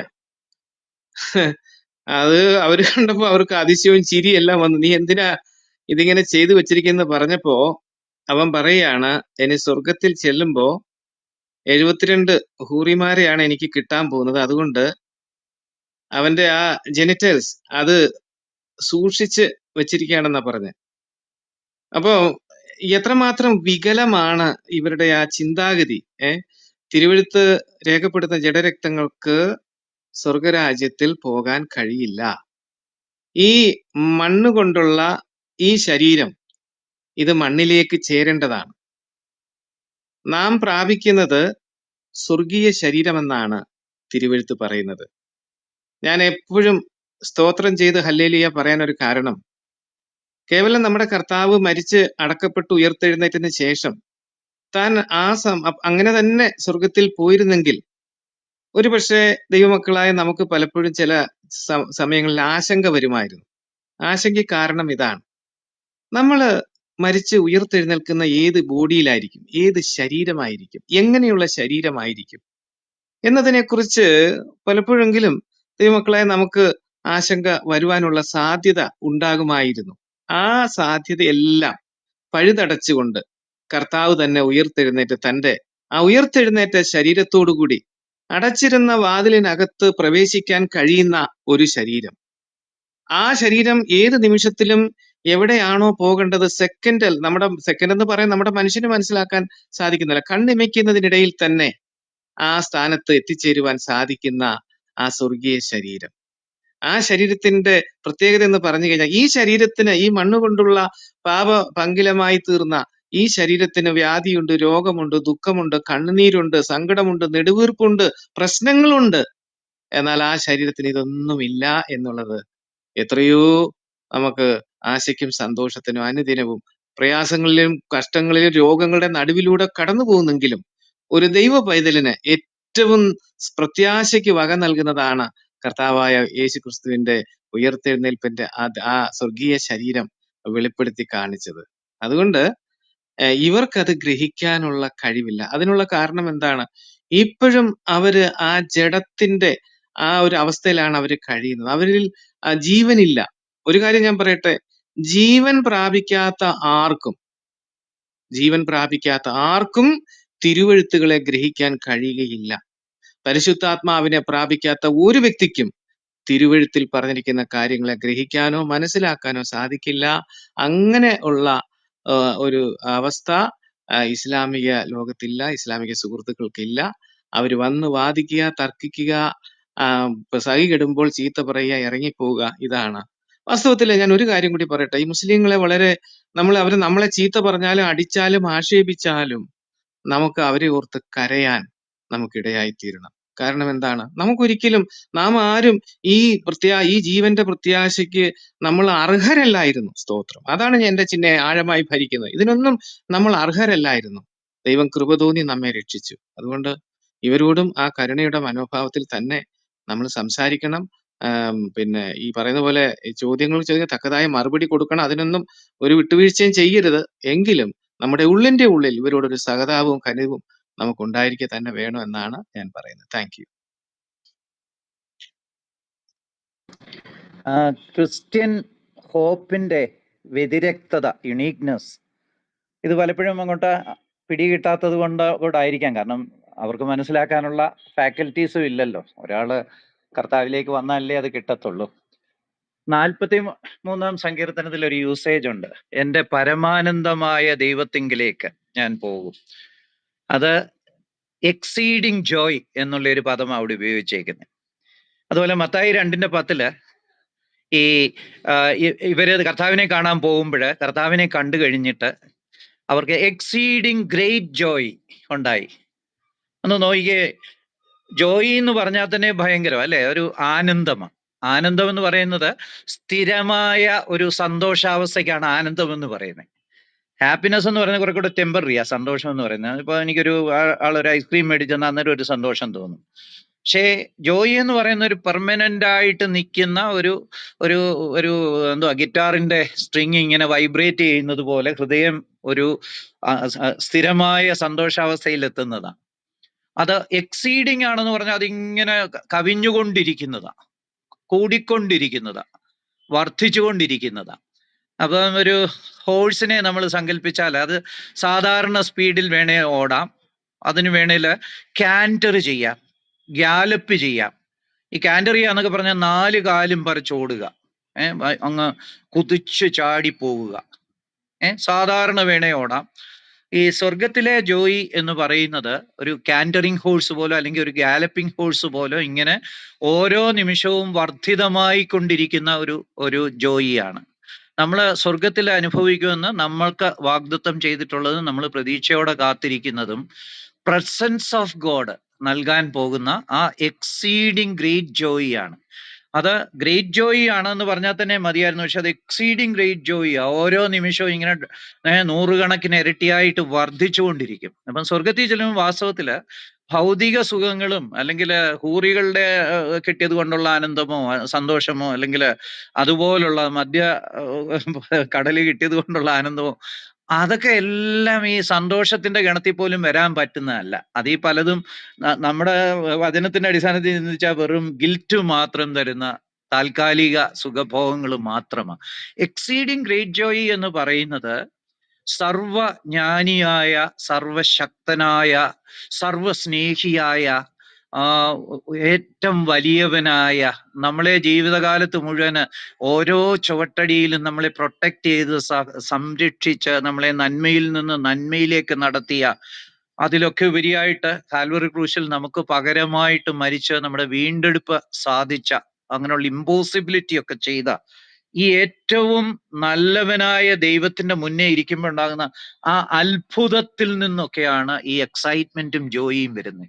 ഹൗ ഗ്രേറ്റ് ദൗ ആർട്ട് എന്ന് എങ്ങനെ പറഞ്ഞു നിർത്താൻ പറ്റുന്നതെന്ന് എനിക്കറിയത്തില്ല. അങ്ങനെ അങ്ങ് വർദ്ധിതമായിട്ട് മാത്രമല്ല, നമ്മൾ ഓരോ നിമിഷവും ദൈവത്തെക്കുറിച്ചുള്ള പുതിയ പുതിയ ഡിമെൻഷൻസ് കണ്ടുപിടിച്ചുകൊണ്ടിരിക്കുകയായിരിക്കും. ദൈവത്തിന് എറ്റേണൽ ഡിമെൻഷൻസ് ഉണ്ടെന്നാണ്, അതായത് ഇൻഫൈനൈറ്റ് ഡിമെൻഷൻസ്. ഒരു ബുക്കിന് അന്നേ 3 ഡയമെൻഷനേ ഉള്ളൂ. പിന്നെ ചിലർ പറയും 4 ഡയമെൻഷൻ ഉണ്ട്, ടൈമും കൂടെ ഒക്കെ ആഡ് ചെയ്ത് ഡയമെൻഷൻ പറയുന്നുണ്ട്. 4 or 5 ഡയമെൻഷൻ വരെയൊക്കെ നമുക്ക് പറയാനായിട്ട് സാധിക്കും. ദൈവത്തിന് എറ്റേണൽ ഡിമെൻഷൻസ്. അപ്പൊ നമ്മള് ഈ സ്വർഗത്തിൽ ഇരുന്ന് ഇത്ര വല്ലഭനായ ദൈവത്തിന്റെ വല്ലഭത്വത്തിന്റെയും മഹത്വത്തിന്റെയും ദൈവത്തിന്റെ ആ എല്ലാ കാര്യങ്ങളുടെയും ന്യൂവർ ആൻഡ് ന്യൂവർ ഡിമെൻഷൻസിനെ കുറിച്ച് മനസ്സിലാക്കി അങ്ങ് എക്സൈറ്റ്മെന്റിലായി. ആർക്കമിഡീസ് കണ്ടുപിടിച്ചു കഴിഞ്ഞപ്പോ യുറേക്ക എന്നും പറഞ്ഞ് വെള്ളത്തിൽ നിന്ന് പുറത്തു ചാടി എന്നൊക്കെ പറയുന്ന പോലെ അതിലൊക്കെ എത്രയോ എറ്റേണലി ഡിഫറെന്റ് ആയിട്ടുള്ള ഒരു സ്പിരിച്വൽ എക്സ്പീരിയൻസ് ആണ് വാസ്തവത്തില് സ്വർഗത്തിൽ നമുക്ക് ലഭിക്കാൻ പോകുന്ന ഈ എക്സീഡിങ് ഗ്രേറ്റ് ജോയ്. അത് ഓരോ നിമിഷവും വർദ്ധിച്ചുകൊണ്ടേയിരിക്കും. പക്ഷെ ഇത് നമുക്ക് ഈ ലോകത്തിൽ പറഞ്ഞാൽ മനസ്സിലാക്കാനായിട്ട് വലിയ വിഷമമാണ്. വിശ്വാസികൾക്ക് തന്നെ സമ്പൂർണ്ണമായിട്ടും മനസ്സിലാക്കിയെടുക്കാൻ പറ്റത്തില്ല. അപ്പം ഇനി വെളിയിലുള്ളവർക്ക് ഈ വെറും ഭൗതികമായിട്ടുള്ള ഹൂറികളുടെ വെളിച്ചത്തിലും അല്ലെങ്കിൽ മധ്യകടലിന്റെ വെളിച്ചത്തിലും മാത്രം ചിന്തിക്കാൻ കഴിയുന്നവർക്ക് ഇത് മനസ്സിലാക്കണമെന്ന് പറഞ്ഞാൽ വലിയ പ്രയാസമാണ്. പണ്ട് ഒരു പ്രാസംഗികൻ ഇങ്ങനെ പറഞ്ഞ് ഞാൻ കേട്ടിട്ടുണ്ട്, ഈ നരകത്തെക്കുറിച്ച് ചിന്തിച്ചാലും കുറെയൊക്കെ സ്വർഗത്തിന്റെ മഹത്വത്തെക്കുറിച്ച് മനസ്സിലാക്കാൻ സാധിക്കുമെന്ന്. നരകവുമായിട്ട് വളരെ അടുത്തു വരുന്ന ഒരു കൺസെപ്റ്റാ ഈ ബോട്ടംലെസ് പിറ്റ്. അതിനെക്കുറിച്ച് നമ്മൾ റെവലേഷൻ 19 വായിക്കുന്നുണ്ട്. ബോട്ടംലെസ് പിറ്റിലേക്ക് പിശാചിനെയൊക്കെ ബന്ധിക്കുന്ന കഥയൊക്കെ വായിക്കുന്നുണ്ട്. ഈ ബോട്ടംലെസ് പിറ്റിന്റെ സ്വഭാവം എന്ന് വെച്ചാൽ അതിന് അടിയില്ലാത്തത് കൊണ്ട് വീഴുന്നവരൊക്കെ എന്നെന്നും വീണുകൊണ്ടിരിക്കും. വീഴുന്ന ഒരു വസ്തുവിന് ആക്സലറേഷൻ അല്ലേ, മുകളിൽ നിന്ന് നമ്മളൊരു സാധനം ഇട്ടാൽ അതിന്റെ സ്പീഡ് കൂടി വരും, ആക്സലറേഷൻ വന്നുകൊണ്ടിരിക്കും എന്ന് പറഞ്ഞ പോലെ ഓരോ നിമിഷവും ഈ ബോട്ടംലെസ് പിറ്റിൽ അകപ്പെടുന്നവര് ഓരോ നിമിഷവും സ്പീഡ് കൂടി വീണ് വീഴ്ചയുടെ ആ അകത്തുള്ള കാളല് വർദ്ധിച്ചുകൊണ്ടേയിരിക്കും. ഇത് മനസ്സിലാക്കണേ നമ്മൾ ഈ എവിടുന്നേലും ഉയരത്തിൽ നിന്ന് വീണിട്ടുള്ളവരോട് പറഞ്ഞാൽ മനസ്സിലാവും ആ വീഴ്ചയുടെ പ്രയാസം. ഭയങ്കര ഒരു കാളല്. പ്ലെയിൻ ആക്സിഡന്റിലൊക്കെ മരിക്കുന്നവരെ കുറിച്ച് പറയുന്നത് 30,000 അടിയിൽ നിന്ന് താഴേക്ക് വീഴുമ്പോഴ്, പ്ലെയിനൊക്കെ പൊട്ടിച്ചേര് താഴേക്ക് വീഴുമ്പോഴ് ഒരു 10,000-2,000 അടിയൊക്കെ വരുമ്പോഴത്തേക്കേ ചത്തുപോകുന്ന പറഞ്ഞു. ഈ പേടിയും അകത്തെ ആ കാളലും അതിങ്ങനെ വർദ്ധിച്ചുകൊണ്ടേയിരിക്കും. താഴെ വരുമ്പോഴത്തേക്ക് ഡെഡ് ആയിരിക്കും എന്നൊക്കെ പറയുന്നത് കേട്ടിട്ടുണ്ട്. വാട്ട് എവർ ഇറ്റ് ഈസ്, നരകത്തിന്റെ അനുഭവം അതുപോലെ നെഗറ്റീവായിട്ട് ഈ അടിയില്ലാത്ത കുഴിയെക്കുറിച്ചൊക്കെ ചിന്തിക്കാൻ നമുക്ക് കുറച്ചൊക്കെ ഒന്ന് ചിന്തിക്കാനായിട്ട് സാധിക്കും. വർദ്ധമാനമായിട്ട് അൺബെയറബിളായിട്ട് തീർന്ന് അങ്ങനെ കൂടുതൽ റിഗ്രറ്റിലേക്കും റിപ്പൻഡൻസിലേക്കും സങ്കടത്തിലേക്കും ഓപ്പർച്യൂണിറ്റി മിസ്ഡിനെ കുറിച്ചും ഒക്കെ ചിന്തിച്ച് അങ്ങനെ അങ്ങ് സ്വയം ശിക്ഷ വർദ്ധിപ്പിച്ചു വരുന്ന ഒരവസ്ഥയാണ്. അത് തന്നെ നരകത്തെക്കുറിച്ചുള്ള വർണ്ണനയിൽ നമ്മൾ കാണുന്നുണ്ട്. അവിടുത്തെ പുഴു ചാകുന്നില്ല, തീ കെടുന്നില്ല, അല്ലെ? അവിടെ തീ ഉണ്ട്, പക്ഷെ വെളിച്ചമില്ല, അങ്ങോട്ടും ഇങ്ങോട്ടും കാണാൻ പറ്റുകയില്ല, അതുകൊണ്ട് കൂട്ടായ്മയില്ല. അവിടുത്തെ പുഴു തീക്കകത്താണ് കിടക്കുന്നത്, പക്ഷെ ചാകത്തില്ല. എല്ലാ നെഗറ്റീവ്സും ഇങ്ങനെ വർദ്ധിതമായിട്ട് വന്നുകൊണ്ടിരിക്കുന്ന ഒരു സ്ഥലമായിരിക്കും നരകം. അപ്പൊ ഒരുപക്ഷെ ഈ നരകമൊക്കെ എങ്ങനെയാണെന്നൊക്കെ ചിന്തിച്ചാൽ കുറച്ചും കൂടെ നമ്മുടെ ഈ ബലഹീന മനസ്സിൽ അതിന്റെ നേരെ എതിരായ സ്വർഗം എത്ര മനോഹരമായിരിക്കും, എത്ര ബ്യൂട്ടിഫുൾ ആയിരിക്കും എന്നൊക്കെ നമുക്ക് ചിന്തിക്കാനായിട്ട് സാധിക്കും. അത് ഈ എക്സീഡിങ് ഗ്രേറ്റ് ജോയിയുടെ സ്ഥലമാണ്. ഓരോ നിമിഷവും നമ്മുടെ ആനന്ദം ഇങ്ങനെ വർദ്ധിച്ചുകൊണ്ടേയിരിക്കും. നമ്മൾ ദൈവത്തെക്കുറിച്ച് കൂടുതൽ കാര്യങ്ങൾ ഇങ്ങനെ മനസ്സിലാക്കി ദൈവത്തിന്റെ ഇൻഫൈനൈറ്റ് ഡിമെൻഷൻസ്, അളവില്ലാത്ത ദൈവത്തിന്റെ തലങ്ങളെക്കുറിച്ച് ചിന്തിച്ച് അങ്ങനെ നമ്മളൊരു വർദ്ധിതമായ സ്പിരിച്വൽ എക്സ്പീരിയൻസ് ആണത്. അതിന് ഈ വെറും ചവറ് ഫിസിക്കൽ എക്സ്പീരിയൻസ് ആയിട്ടൊക്കെ കമ്പയർ ചെയ്യുന്നവർക്ക് ശരിക്കും ദൈവം നമുക്ക് തരാൻ പോകുന്ന ആ വലിയ അനുഗ്രഹത്തെക്കുറിച്ച് ചിന്തിക്കാനേ സാധിക്കത്തില്ല.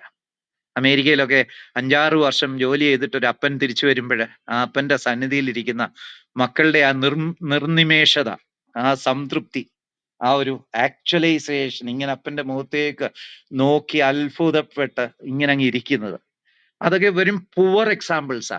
സ്വർഗത്തില് ഇത്ര വലിയവനായ, ഇത്ര നല്ലവനായ, ഇത്ര ഡിമെൻഷൻസ് ഉള്ള, ഇതിലൊക്കെ ഉപരിയായിട്ട് ഇത്ര വലിയ ദൈവം എനിക്കായിട്ട് ക്രൂശിൽ മരിച്ച് എന്നെ വീണ്ടെടുത്തോ എന്നുള്ള നന്ദിയും എല്ലാം കൂടെ അങ്ങോട്ട് നിറയുമ്പോൾ everybody will be in exceeding great Joy and worshipping God's. അപ്പൊ ആ എക്സ്പീരിയൻസിനെ ഈ ഭൗതികമായിട്ടുള്ളത് താരതമ്യപ്പെടുത്തുന്നവരോട് നമുക്ക് സഹതപിക്കാനേ പറ്റത്തുള്ളൂ. അത് മനസ്സിലാക്കാനായിട്ട് അവർക്ക് കഴിഞ്ഞിരുന്നെങ്കിൽ നമുക്ക് ആശിക്കാം, പ്രാർത്ഥിക്കാം. അതിന്റെ ഫസ്റ്റ് സ്റ്റെപ്പ് ഈ ക്രിസ്തുവിനെ അറിയുക എന്നുള്ളതാണ്. ആദ്യം അവരവരെ അറിയണം, അവരവരുടെ പാപകരമായ അവസ്ഥയെക്കുറിച്ച് അറിയണം. അതിന് പരിഹാരമായിട്ട് നമുക്ക് പ്രതിപകരമായിട്ട് മരിച്ച, നമ്മളെ വീണ്ടെടുക്കാനായിട്ട് ഈ ഭൂമിയിൽ വന്ന് നമുക്ക് വേണ്ടി മരിച്ച കർത്താവിനെ ഓർത്ത് ഒരു റിഡംഷൻ സാധിച്ചാലേ ഈ ഒരു സ്ട്രീം ഓഫ് തോട്ടിലേക്ക്, അല്ലെങ്കിൽ ട്രെയിൻ ഓഫ് തോട്ടിലേക്ക്, ഒരു ചിന്തയുടെ ഒരു തിരമാലയിലേക്ക് കടന്നു പോകാനായിട്ട് ഒരു മനുഷ്യന് സാധിക്കത്തുള്ളൂ. അല്ലെങ്കിൽ പിന്നെ ഈ ഭൗതികമായിട്ടുള്ള കള്ളു കുടിക്കുന്നതിനെ കുറിച്ചും അല്ലെങ്കിൽ ഊറിമാരെ കുറിച്ചും ഒക്കെ തേർഡ് റേറ്റ് സന്തോഷങ്ങളെയൊക്കെ കുറിച്ച് ചിന്തിച്ച് ജീവിതം പാഴാക്കാനേ സാധിക്കത്തുള്ളൂ. എന്ത് ചെയ്യാനാണ്? അവർക്ക് വേണ്ടി കൂടുതൽ പ്രാർത്ഥിക്കാനായിട്ട് നമുക്കും ഇടയാകട്ടെ. താങ്ക് യാശ്വര കമന്റ് ഇട്ടിരുന്നു, യേശു കർത്താവിനെയും ഈ കാബായിലെ കല്ലിനെയും എങ്ങനെ നമ്മള് ഇത് റിസംബിൾ ചെയ്തിട്ട് പറയുന്നത്. സത്യം പറഞ്ഞ ഹൃദയത്തിൽ വിഷമമുണ്ട്. പക്ഷെ ഇത്രയും വലിയൊരു സമൂഹം ഈ ഒരു ഡിസെപ്ഷനിൽ കിടക്കുമ്പോൾ തീർച്ചയായിട്ടും ശരി, അത് എക്സ്പോസ് ചെയ്യേണ്ട. നമ്മുടെ ഹൃദയത്തിലെ വേദനയോടുകൂടി തന്നെയാ പറയുന്നത്. കാര്യം അതൊക്കെ അച്ചമുച്ചാൻ അറിയാവുന്നതാണ്. ഇവര് മുഹമ്മദിനെയും യേശു ക്രിസ്തുവായിട്ട് ആദ്യകാലങ്ങളിൽ ഒരു ഡിബേറ്റ്, അത് അച്ചമുച്ചാനുണ്ടായിരുന്നു, വറീസ് പാസ്റ്റർ ഉണ്ടായിരുന്നു, ലീ സിസ്റ്റർ ഉണ്ടായിരുന്നു. നേരെ റൂമിന്റെ ഹെഡിങ് ഇവർ ഇടുന്നതിന് വേണ്ടിയിട്ട് ചെയ്തു കഴിഞ്ഞപ്പോൾ എനിക്ക് പെട്ടെന്ന് വല്ലാതായി. അന്നേരമാണ് ആദ്യമായിട്ട് അച്ചമുച്ചായന്റെ റൂമിൽ ഞാൻ കയറി വരുന്നതാണ്. എന്നിട്ട് ഞാനത് പറഞ്ഞു, ഒരു കാലത്തും മുഹമ്മദും യേശു ക്രിസ്തുവായിട്ടുള്ള ഒരു ഡിബേറ്റ്, ആ പേര് പോലും കൊടുക്കരുത്. അങ്ങനെയുണ്ട്. പിന്നെ നിങ്ങളുടെ ഈ ക്ലബ് ഹൗസ് ഒക്കെ നമ്മൾ ഉപേക്ഷിച്ചെന്ന് പറഞ്ഞാൽ നിങ്ങൾക്കൊന്നുമില്ല, it is up to you എന്ന് പറഞ്ഞിട്ട് ഞാൻ ഒബ്ജക്റ്റ് ചെയ്തതാണ്. പക്ഷെ ഞാന് ഈ കാബയിലെ ഈ ഒരു കല്ലും ഇതുമായിട്ട് ഞാനൊരു കമ്പാരിസൺ നടത്തി കഴിഞ്ഞപ്പോൾ ഇതാരും പുറത്തു പറയുന്നില്ല. പക്ഷെ കുറെ കർത്താവുമായിട്ട് റിസംബ്ലൻസ് കൊടുത്തുണ്ട് ഇവരുടെ ഒരു എക്സ്ട്രീം ഡിസെപ്ഷൻ. അതങ്ങനെ തന്നെ, അത് ജെയിംസ് സാർ പറഞ്ഞ മാതിരി ഒരു ഫിസിക്കൽ എൻഡൈറ്റി, അത്രേ ഉള്ളൂ. അന്നേരം ഇതിനകത്ത് സ്പിരിച്വൽ ആയിട്ടുള്ള ഒരു കാര്യങ്ങളുമില്ല. അത് എങ്കിൽ നമ്മൾ ആലോചിക്കുകയാണെങ്കിൽ ഈ യാഷ് ബ്രദറെ ഒത്തിരി റിസംബ്ലൻസ് അതിന് കൊടുത്തോണ്ടാണ് ഇവർ ഈ ചെയ്യുന്നത്. വായും കണ്ണും വയ്ക്കുമെന്നും സ്വർഗത്തിൽ ഇവർക്ക് സാക്ഷി നിൽക്കുമെന്നും സ്വർഗത്തിൽ നിന്നിറങ്ങി വന്ന കല്ലെന്നും അത് മൂലക്കല്ലെന്നും ഇങ്ങനെയുള്ള കുറെ കാര്യങ്ങൾ അതിനകത്തുണ്ട്. അന്നേരം ഇതൊക്കെ നമ്മുടെ കർത്താവിന്റെ ആ ഒരു ഇതില് നമ്മൾ ബൈബിളിന്റെ വചനത്തിൽ കൂടി നമ്മൾ മനസ്സിലാക്കുന്ന ഒരു കാര്യമാണ്. നമുക്ക് ക്രിസ്ത്യാനികൾക്ക് സംബന്ധിച്ചിടത്തോളം അത് നമുക്ക് എപ്പോഴും ചെറിഷ് ചെയ്യാൻ പറ്റുന്ന കുറെ നമുക്ക് വചനങ്ങളാണ് നമുക്ക് എപ്പോഴും ബൈബിളിൽ കൂടി വരുന്നത്. അന്നേരം ഇങ്ങനെ മ്ലേച്ഛമായിട്ട് നമ്മളൊരെണ്ണം കാണുകയാണെങ്കിൽ അത് ജെയിംസ് സാറ് പറഞ്ഞ മാതിരി നമ്മുടേതായിട്ടുള്ള ആൾക്കാർക്ക് അതിനെപ്പറ്റി ഒരു ബോധം വരാനും, രണ്ടാമത് ഇപ്പൊ തന്നെ നമുക്കറിയാം ഇവരുടെ അവസ്ഥ. ഇവരുടെ ഉസ്താദുമാരും മറ്റുള്ള ആൾക്കാരും ഒക്കെ ലക്ഷക്കണക്കിനാണ് ആൾക്കാരെ മദ്രസയിൽ പോകാതെ 5ാം ക്ലാസ് കഴിഞ്ഞാല് പിന്നെ വരാത്ത ആൾക്കാർ മുഴുവൻ. അന്നേരം ഇത് ഇന്റർനെറ്റും മറ്റുള്ള കാര്യങ്ങളും വന്നു കഴിഞ്ഞപ്പോൾ ഇത് എക്സ്പോസ് ആയി ശരിക്കും. അന്നേരം നമ്മള് ഇവിടെ ചെയ്യുന്നതും ഇത് തന്നെയാണ്. ഇതിനെ എക്സ്പോസ് ചെയ്യുന്നു, ഇവരുമായിട്ട് ഡിബേറ്റ് ചെയ്യുന്നു, ഇവരുമായിട്ട് ഇവരുടെ കാര്യങ്ങൾ ഇവരെ ബോധവൽക്കരിക്കാൻ പറ്റുന്ന ആൾക്കാരെ നമുക്ക് ബോധവൽക്കരിക്കാം. ഇതിനകത്ത് നമുക്ക് നിർബന്ധമില്ലല്ലോ, ഇല്ല. നമ്മൾ ഒരു സുവിശേഷം പറയുന്ന മാതിരി തന്നെ നമ്മൾ ചെയ്യും. പക്ഷെ അവരെ സംബന്ധിച്ചോളം അവർക്ക് നിർബന്ധമുണ്ട്, ദാവാക്കാർക്ക്. എന്താണെന്ന് പറഞ്ഞു കഴിഞ്ഞാല് അത് തന്നെയാണ് ഇന്ന് രാവിലെ ഇതിനെപ്പറ്റി പറഞ്ഞിരുന്നത്. ഇന്നത്തെ രാവിലത്തെ ഡിബേറ്റ് അതായിരുന്നല്ലോ, എങ്ങനെ സ്വർഗരാജ്യം കിട്ടുക. അന്നേരം അവരുടെ തലോടിയും മറ്റുള്ള ആൾക്കാരും വന്നിട്ട് അവർക്ക് അത് പെയിന്റ് അടിക്കാനേ പറ്റൂ. എന്താണെന്ന് പറഞ്ഞാൽ കൊല്ലുകയും കൊല്ലപ്പെടുകയും ചെയ്തു കഴിഞ്ഞാൽ സ്വർഗം ഉറപ്പ്. അതാണ് പറയുന്നത്. അത് എപ്പോഴാണെന്ന് ചോദിച്ചു കഴിഞ്ഞാൽ യുദ്ധത്തിന്റെ സമയത്താണെന്ന് പറയും. അത് ഇപ്പൊ യുദ്ധമുണ്ടോ? ഉണ്ട്. അവരുടെ ഉസ്താദുമാർ ആരെങ്കിലും വിളിക്കുകയാണെങ്കിൽ നിങ്ങൾ ഇറങ്ങിത്തിരിക്കുക. കാര്യം അള്ളാഹുവിനും അവന്റെ ദൂതനും വേണ്ടി നിങ്ങൾ യുദ്ധം ചെയ്യാൻ പറഞ്ഞു കഴിഞ്ഞാൽ അവരെ ഇറങ്ങി വരൂ. കാര്യം അവർക്ക് അവരുടെ സ്വർഗം അതിനകത്ത് വാഗ്ദാനം ചെയ്തിരിക്കുന്ന ആളാണ്. അന്നേരം യാഷ് ബ്രദറെ, അതിനകത്ത് എന്നോട് വിഷമം തോന്നരുത്. ജസ്റ്റ് ഒരു സബ്ജക്റ്റ് ഞാനിങ്ങനെ പറഞ്ഞെന്ന് മാത്രമേ ഉള്ളൂ. അത് എനിക്ക് നിർബന്ധമില്ല. ഞാൻ ഇവിടെയുള്ള ആൾക്കാരുടെ ചോദിച്ചു, ഇതൊരു ഡിബേറ്റ് ആയിട്ട് എടുക്കാൻ പറ്റുമോ എന്ന് ചോദിച്ചു. ജെയിംസ് സാറും പറഞ്ഞു, മറ്റുള്ളവരും പറഞ്ഞു അതൊരു ഡിബേറ്റ് ആയിട്ട് എടുത്തിട്ട് ഓക്കെ വി ക്യാൻ എഡ്യൂക്കേറ്റ്. അതേ ഉദ്ദേശവും. അതല്ല എൻ്റെ കർത്താവിന് മറ്റുള്ള ഒരു മ്ലേച്ഛമായതിലേക്ക് കൂട്ടിക്കെട്ടാനായിട്ട് കർത്താവിനോട് ക്ഷമിക്കും. ഞാൻ ഒരു കാലത്തും അത് ചെയ്യത്തില്ല. അതെനിക്ക് ചെയ്യാനും പറ്റില്ല. ഞാൻ ഒരു കാര്യം ജസ്റ്റ് ഓർപ്പിച്ചു. ഒരു സെക്കൻഡ്. അതായത് മാവനച്ചായൻ പറഞ്ഞെന്ന് പറഞ്ഞാൽ ആദ്യ സമയത്ത് നമ്മള് കർത്താവിനോടൊപ്പം മുഹമ്മദിനെ ചേർത്തുകൊണ്ടൊക്കെ റൂം ഇട്ടിരുന്നു. അന്ന് മുഹമ്മദ് ആരാണ് സത്യത്തിൽ എനിക്ക് അറിയത്തില്ല. അന്ന് മറ്റുള്ളവരൊക്കെ പറയുമ്പോഴും എന്തിനാണ് അച്ഛൻ കുഞ്ഞ ഇങ്ങനെ ഈ കർത്താവിനെ മുഹമ്മദിനോട് ചേർത്ത് ഇടുന്നത്, റൂം ഇടുന്നത് എന്തിനാണെന്ന് ചോദിച്ചു. പക്ഷേ ഇനി എൻ്റെ ആയുസില് ഞാൻ അത് ഇടത്തില്ല. അതിന്റെ കാരണം ഞാൻ മുഹമ്മദ് ആരാണെന്ന് പഠിച്ചു. സത്യമായിട്ട് ഞാൻ ഹൃദയം തുറന്നു പറയുകയാണ്. ഞാൻ ഈ ക്ലബ് ഹൗസിൽ വന്നതിന് ശേഷമാണ് മുഹമ്മദ് എങ്ങനെയുള്ള ഒരു മനുഷ്യനാണെന്ന് പഠിക്കുന്നത്. അറിവില്ലായ്മ എപ്പോഴും നമ്മൾ എന്ത് ചെയ്യും, അങ്ങനെ ചിന്തിക്കുന്നത്. നമ്മൾ സാധാരണ അവരുടെ നാട്ടുകാരെക്കാൾ ഉമ്മയേക്കാൾ ഉപ്പയേക്കാൾ അവര് ആ ശരീരത്തെക്കാൾ എന്നേക്കാൾ എൻ്റെ ജീവനേക്കാൾ എന്നാണ് മുഹമ്മദിനെ കുറിച്ച് അവർ പറയുന്നത്, സ്നേഹിക്കുന്നത്. പക്ഷെ മുഹമ്മദ് സ്നേഹിക്കുന്നതോ അത്തറും സ്ത്രീകളും, ഒരു ആശ്വാസത്തിന് ഒരു എക്സസൈസ്. ഇതാണ്. അപ്പൊ ഇത് മനസ്സിലാക്കിയ എനിക്ക് ഒരിക്കൽ പോലും യേശുക്രിസ്തുവിന്റെ പരിസരത്ത് പോലും കൊണ്ടുവരാൻ സാധിക്കത്തില്ല. പിന്നെ ഇട്ട റൂമുകൾ ഞാൻ ഓരോന്നും അപ്പോസ്തലനായ പൗലോസ്, അവസാനം ഞാൻ ഇസ്കറിയത്ത് യൂദ വരെ ഇട്ട് ഒരു ഇസ്ലാം വിശ്വാസിയും കടന്നു വന്നിട്ട് അതിന് ഉത്തരം പറയാൻ വന്നില്ല. അങ്ങനെയാണ് ഞാൻ ഖുറാൻ, അതായത് നമ്മുടെ ചാക്കോ പാസ്റ്റർ പറഞ്ഞു, ഞാൻ ചോദിച്ചു ഇവർ ഈ ഉലമാക്കൾ ആരും അല്ലെങ്കിൽ ഉസ്താദന്മാരാരും വരുന്നില്ല ഖുറാൻ പഠിപ്പിക്കുക, എന്നാൽ പിന്നെ ഞങ്ങള് അപ്പോളസ്റ്റുകൾ പഠിപ്പിച്ചാൽ മതിയോ എന്ന് ചോദിച്ചു. ഞാൻ പറഞ്ഞു ശരി, അങ്ങനെ കഴിയുമെന്നെങ്കിൽ ഒന്ന് പഠിപ്പിക്കാൻ പറഞ്ഞു. അങ്ങനെയാണ് വേദക്കാർ ഖുറാൻ ഇസ്ലാം പഠിപ്പിക്കുന്നു എന്ന ടോപ്പിക്കോടുകൂടി ഞാൻ ഇട്ടു തുടങ്ങിയത്. ഇന്ന് 380 ദിവസമായി. അടുത്ത 10-12 ദിവസത്തിനുള്ളിൽ ഒരു വർഷത്തെ ആഘോഷം നമ്മൾ ഉണ്ടായിരിക്കും. അതും കൂടെ ഞാൻ അറിയിക്കുകയാണ്. അതില് ഞാൻ 2 ഗസ്റ്റിനെയാണ് ഉദ്ദേശിച്ചിരിക്കുന്നത്. ഒന്ന് അനിൽക്കൊടിത്തോട്ടം പാസ്റ്ററും ഒന്ന് അനിലയ്യപ്പൻ ബ്രദറും. അപ്പൊ ഇതിൽ ആരാണോ ഈ മെസ്സേജ് തരുന്നെന്നുള്ളത് അത് തീരുമാനിച്ച് ഞാൻ നിങ്ങളെ വിവരം അറിയിക്കും. ഞാൻ എടുത്ത ഈ തീരുമാനത്തിന് ഏതെങ്കിലും തെറ്റുണ്ടെങ്കിൽ നിങ്ങൾക്ക് തിരുത്താം. ജെംസാറെ, ഞാൻ പറഞ്ഞത് കേട്ടോ?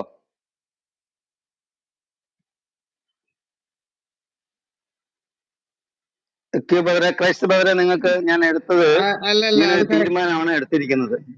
ഒരു തെറ്റുമില്ല. പ്രാർത്ഥനയോട് കൂടി തന്നെ എന്നെയാണോ മുന്നോട്ട് വിളിച്ചേ? പോകും. അച്ഛൻകുഞ്ഞാൻ അല്ല എന്റെ കാര്യം എന്ന് പറഞ്ഞു. അല്ല ജെയിംസ് പറഞ്ഞോളൂ. സാറിനെ വിളിച്ചത് ജെയിംസ് ജെയിംസ് സാറിനെ സാറ് കേൾക്കാൻ.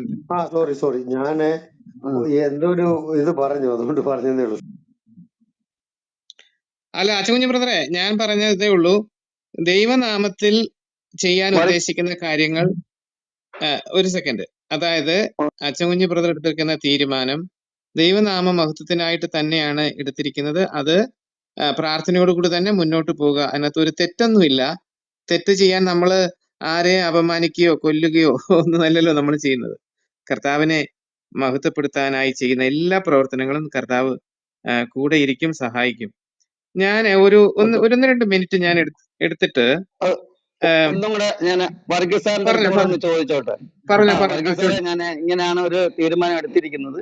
10-12 ദിവസത്തിനുള്ളിൽ നമുക്ക് ഒരു കൺവെൻഷനായിട്ട്, ഒരു ഞായറാഴ്ച 6 മണിക്ക് തുടങ്ങിയാൽ നിർത്തുന്നത് ഒരു 10 മണിയോ 10:30 മണിയോ ആയാലും കുഴപ്പമില്ല. ഇവരെല്ലാം വിളിച്ച് നമ്മൾ സന്തോഷമായിട്ട് ഈ ഒരു വേദക്കാർ ഖുർആൻ പഠിപ്പിക്കുന്നു, അതിനെ ആസ്പദമാക്കി അവര് മനസ്സിലാക്കി. നമ്മുടെ ഇപ്പൊ ഓരോരുത്തർ വന്ന് സാക്ഷ്യം പറയുന്നുണ്ടല്ലോ, ഈ റൂം കൊണ്ട് ഞങ്ങൾക്ക് ഇങ്ങനെയൊക്കെ ഉള്ള ഒരു അറിവ് കിട്ടിയെന്നൊക്കെ പറഞ്ഞ്. അപ്പൊ അതില് ഇസ്ലാം വിശ്വാസികൾക്കൊക്കെ എന്ത് പ്രയോജനപ്പെട്ടു എന്നുള്ളത് അറിഞ്ഞ പശ്ചാത്തലത്തിൽ ഒരു റൂം ഇടുന്നത് നല്ലതല്ലേ, ഒരു കൺവെൻഷൻ നടത്തുന്നത്. വർഗീസ് സാറേ, വർഗീസ് സാറേ കേട്ടോ?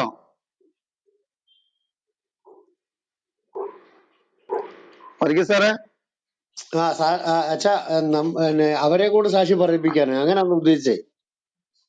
അല്ല, അവര് മീറ്റിങ്ങില് അവരെ കൊണ്ട് നമ്മുടെ മീറ്റിംഗ് കൊണ്ടിട്ടുള്ളത് അതിനെ ആസ്പദമാക്കിയിട്ടുള്ള ആശയങ്ങൾ. അതായത് ഇങ്ങനല്ലയോ മീറ്റിംഗ്, ഈ 380 ദിവസം നമ്മൾ ഇത് നടത്തി കഴിഞ്ഞു. അപ്പൊ ആ നടത്തിയ പശ്ചാത്തലത്തില് അവരെ അഭിപ്രായം, അവരെ അതിനോടനുബന്ധമായിട്ട് എന്താണ് സംസാരിക്കാൻ കഴിയുന്നത്, ഒരു പ്രസംഗമായി ഒരു 40-45 മിനിറ്റ് എങ്കിലും കുറഞ്ഞത് വേണം.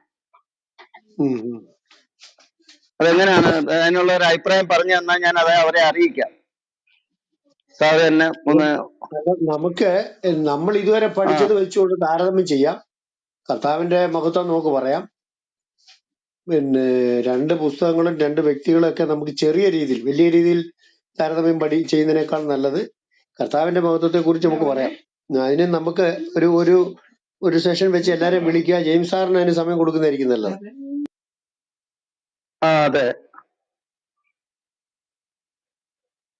ഞാന് ഈ അനിൽ ബദറിനോട് ഞാൻ പറഞ്ഞപ്പോഴേ, ഞാൻ പറഞ്ഞ സമയത്ത് പറഞ്ഞത് എനിക്കൊരു വിഷയത്തിൽ സംസാരിക്കാനാണ് അനിൽ ബദറിന് ഏറ്റവും കൂടുതൽ താല്പര്യം. ഒരു വിഷയം എടുത്തു കൊടുത്താൽ ആ വിഷയം സംസാരിക്കും. അനിൽ എന്ന് പറഞ്ഞ അനിൽ അയ്യപ്പൻ ബദർ. പിന്നെ അനിൽ കുരുത്തോട്ടം പാസ്റ്റർ പറഞ്ഞത് എപ്പോ വിളിച്ചാലും ഞാൻ റെഡിയാന്ന് പറഞ്ഞു. പിന്നെ ഇവരൊക്കെ എവർ റെഡി സാധനങ്ങളല്ലേ. അപ്പൊ അത് എല്ലാവരുമായിട്ട്, കാരണം ഒരു വർഷം കഴിഞ്ഞല്ലോ സാറേ, നമ്മളെ ഇത്രയും നല്ലതുപോലെ നമ്മളെ അധ്യാപകരൊക്കെ വന്ന് നല്ല ക്ലാസ് എടുത്തു. അവാർഡ് തന്നെ വരും അച്ഛൻ.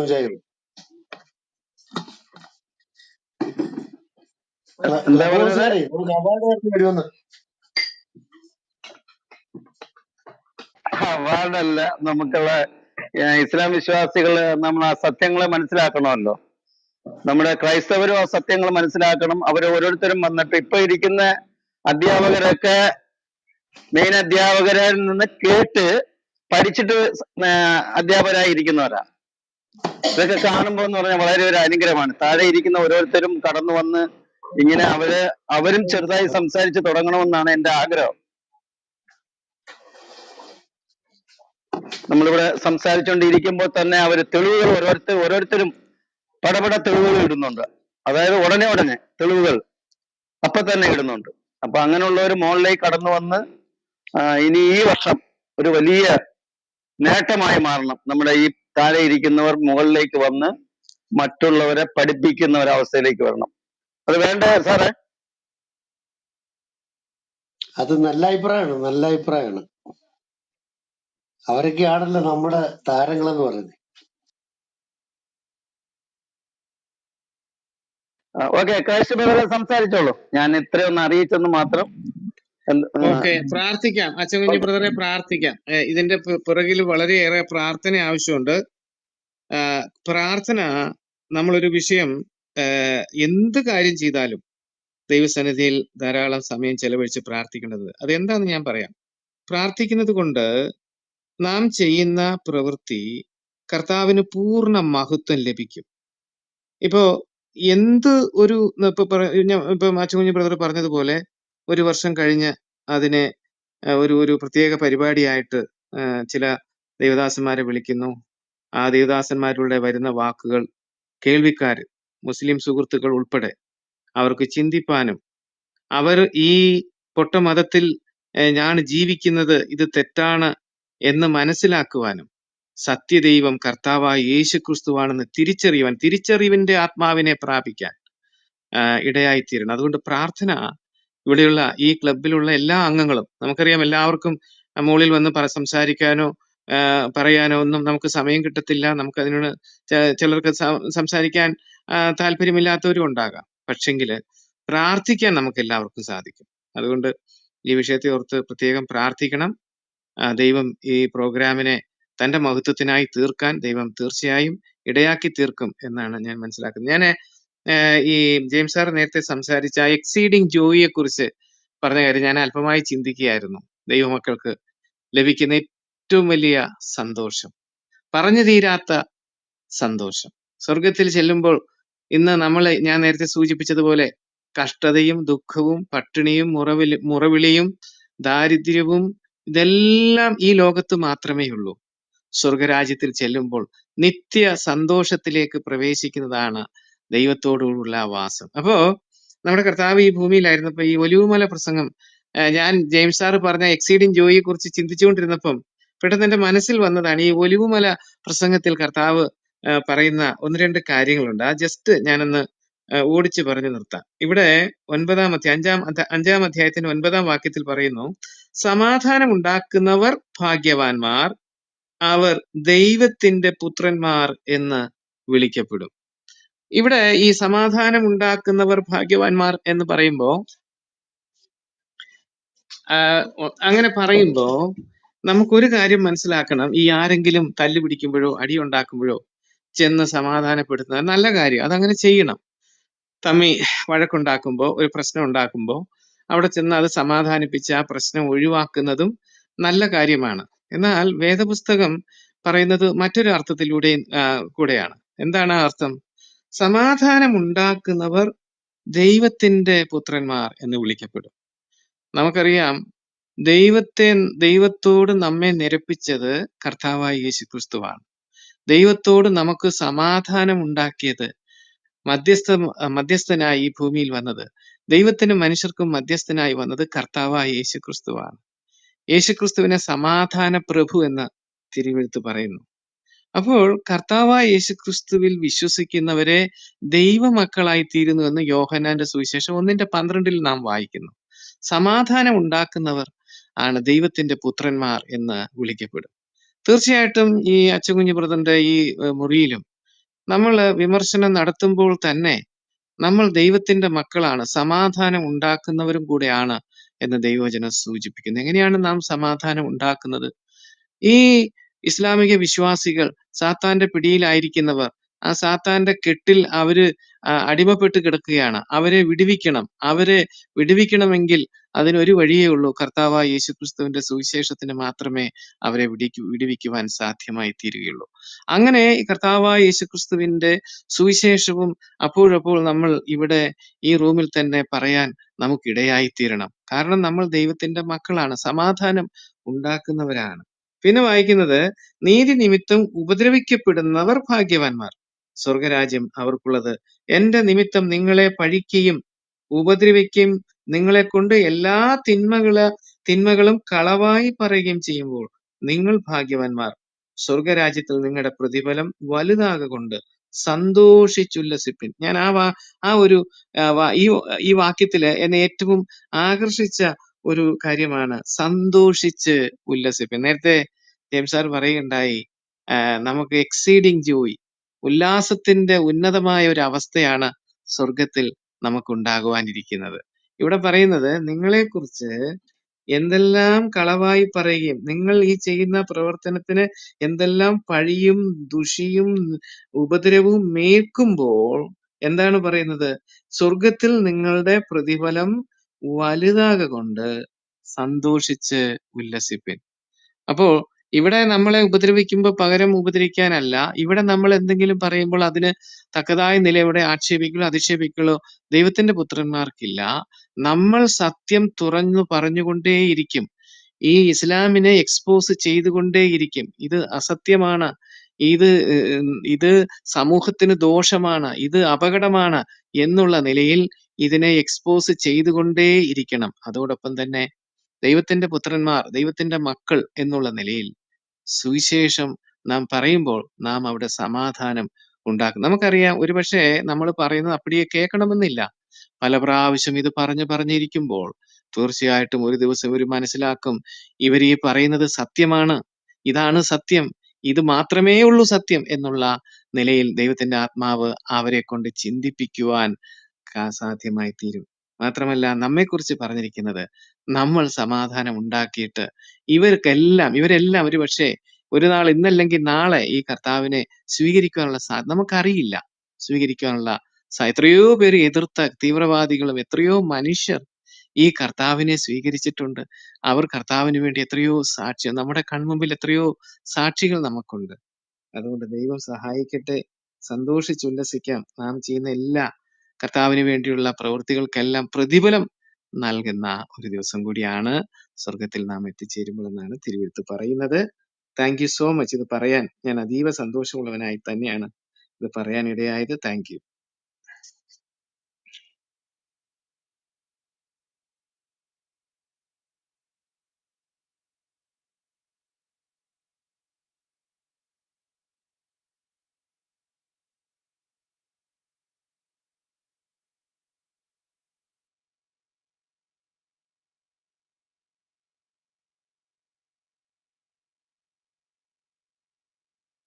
അച്ഛൻ ബ്രദറെ, ഞാൻ ഈ വിഷയത്തെ ഒന്ന് പ്രാർത്ഥിക്കാം.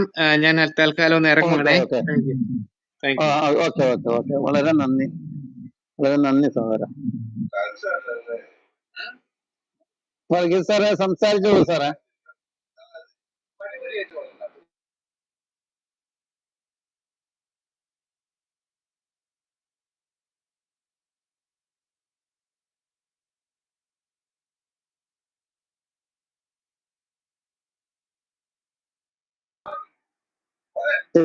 ശിവബദ്ര കേൾക്കാമോ? എന്തായാലും തിരക്കാമോ? കേൾക്കട്ടെ. സുനിൽ ഡോക്ടർ രാവിലെ തൊട്ടുണ്ട്, ഒന്നും പറഞ്ഞില്ല ഇതുവരെ.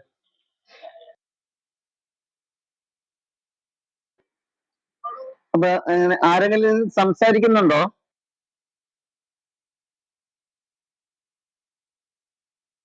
ആരാണ് സംസാരിക്കുന്നത്? ദൈവം ഇന്ന് നല്ലൊരു അനുഗ്രഹമായ റൂമാക്കി മാറ്റിയായിരുന്നു. ഓക്കെ, പറഞ്ഞോളൂ. ഞാൻ ഒരു കാര്യം പറഞ്ഞോട്ടെ. ഞാൻ തലവളിക്ക് സംസാരിക്കുമ്പോൾ ഞാൻ പറഞ്ഞത് നിങ്ങളുടെ റൂമിൽ വന്ന് ഇതേപോലെ ചെയ്യാമോ, നമ്മൾ ചെയ്യാൻ വേണ്ടിയിട്ടല്ല ബ്രദറെ ഞാൻ അങ്ങനെ പറഞ്ഞേട്ടോ. ആരും താഴെ ഇരിക്കുന്നവരും ഹൃദയ പാനലുള്ളവരും അങ്ങനെ തെറ്റിദ്ധരിക്കരുത്. കാരണം അവർക്കും ആ ഒരു ഇൻസൾട്ട് മനസ്സിലാവാൻ വേണ്ടിയിട്ട് പറഞ്ഞതേ ഉള്ളൂ. ഓക്കെ, ഞാൻ അങ്ങനെ തെറ്റായിട്ട് ഉണ്ടെങ്കിൽ സോറി. വളരെ സ്നേഹമായിട്ടാണ് തലോടിയോട് സംസാരിച്ചത്. വളരെ നല്ല ക്ലിയർ ആയിട്ട് പറഞ്ഞു. ജെയിംസ് സാറ് അതിനെ എല്ലാം നല്ല രീതിയിൽ, അതായത് ക്രിസ്തീയ വിശ്വാസ പ്രകാരം എങ്ങനെ രക്ഷ എന്നുള്ളതും കൂടെ വെളിവാക്കി കൊടുത്തു. എന്നാൽ തലോടി പറഞ്ഞത് നിങ്ങളുടെ രക്ഷയല്ല, നിങ്ങളുടെ യേശുക്രിസ്തു മൂലമുള്ള രക്ഷയല്ല, ഞങ്ങളുടെ അള്ളാഹുവിലും ആ രക്ഷ ഉണ്ടെന്നാണ് പറഞ്ഞത്. എന്നുവെച്ചാൽ അള്ളാഹു മുഖാന്തരം ഞങ്ങൾക്ക് രക്ഷ വന്നു. അപ്പൊ ഒരാളെയെങ്കിലും, രക്ഷിക്കപ്പെട്ട ഒരാളെയെങ്കിലും കൊണ്ടുവന്ന് ചോദിച്ചപ്പോ അതിന് ക്യൂബദർ എടുത്ത ടോപ്പിക്ക് വെച്ചിട്ട് ഒന്ന് തെളിയിക്കുവാൻ, അപ്പോഴും അവരുടെ ഖുറാൻ വാക്യങ്ങൾ തള്ളുന്ന രീതിയിലുള്ള വാക്കുകളാണ് ഓരോന്നും പറഞ്ഞുകൊണ്ട് വരുന്നത്. അവസാന സ്ഥാനത്ത് ഈ പറഞ്ഞത് കറക്റ്റ് ആണെന്ന് ഒരു വാക്ക് പറഞ്ഞാൽ. എന്തായാലും നല്ലൊരു ക്ലാസ് ആയിരുന്നു. നമ്മുടെ പ്രിയപ്പെട്ട ഇസ്ലാം കൂട്ടുകാർ സ്നേഹത്തിൽ സംസാരിക്കാൻ വരൂ. നമുക്ക് നല്ല വിഷയങ്ങൾ പഠിക്കാൻ കഴിയും. താഴെ ഇരിക്കുന്നവർക്ക് കേട്ട് പഠിക്കാൻ കഴിയും.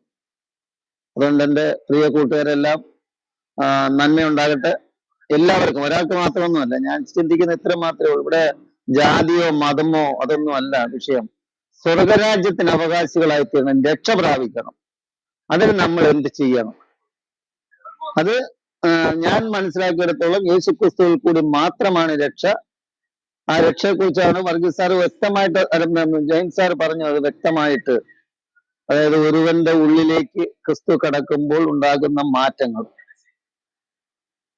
അപ്പൊ നമുക്ക് ഓരോരുത്തർക്കും അങ്ങനെ ഒരു മാറ്റം, എന്റെ ജീവിതത്തിൽ ആ മാറ്റം സംഭവിച്ചെന്ന് പറഞ്ഞ് ഞാനിത് കേട്ടതിന് ശേഷം എൻ്റെ യേശുവിനെ കുറിച്ച്, അതായത് പേര് കൊണ്ട് മാത്രം ക്രിസ്ത്യാനിയായിരുന്നു, എന്നാൽ തെരുവിലെ പ്രസംഗം എൻ്റെ ജീവിതത്തിൽ ഇങ്ങനെ ചിന്തിക്കാൻ തുടങ്ങി. യേശുവിന് ബലഹീനതകളെ, പാപങ്ങളെ കഴുകിക്കളയുക മാത്രമല്ല ബലഹീനത മാറ്റാൻ കഴിവുണ്ടെന്ന്. അങ്ങനെയെങ്കിൽ യേശുവിന് നിനക്ക് എൻ്റെ ബലഹീനത മാറ്റാൻ കഴിവുണ്ടോ എന്ന് ചോദിക്കുകയാണ് ചെയ്തത്. പക്ഷേ ഞാൻ ചെയ്ത പാപങ്ങളെല്ലാം കണ്ടു എന്ന് മനസ്സിലാക്കിയപ്പോൾ ഞാൻ ആ പാപത്തെ ഓർത്ത് യേശുവിന്റെ മുന്നിൽ കരയുകയാണ് ചെയ്തത്.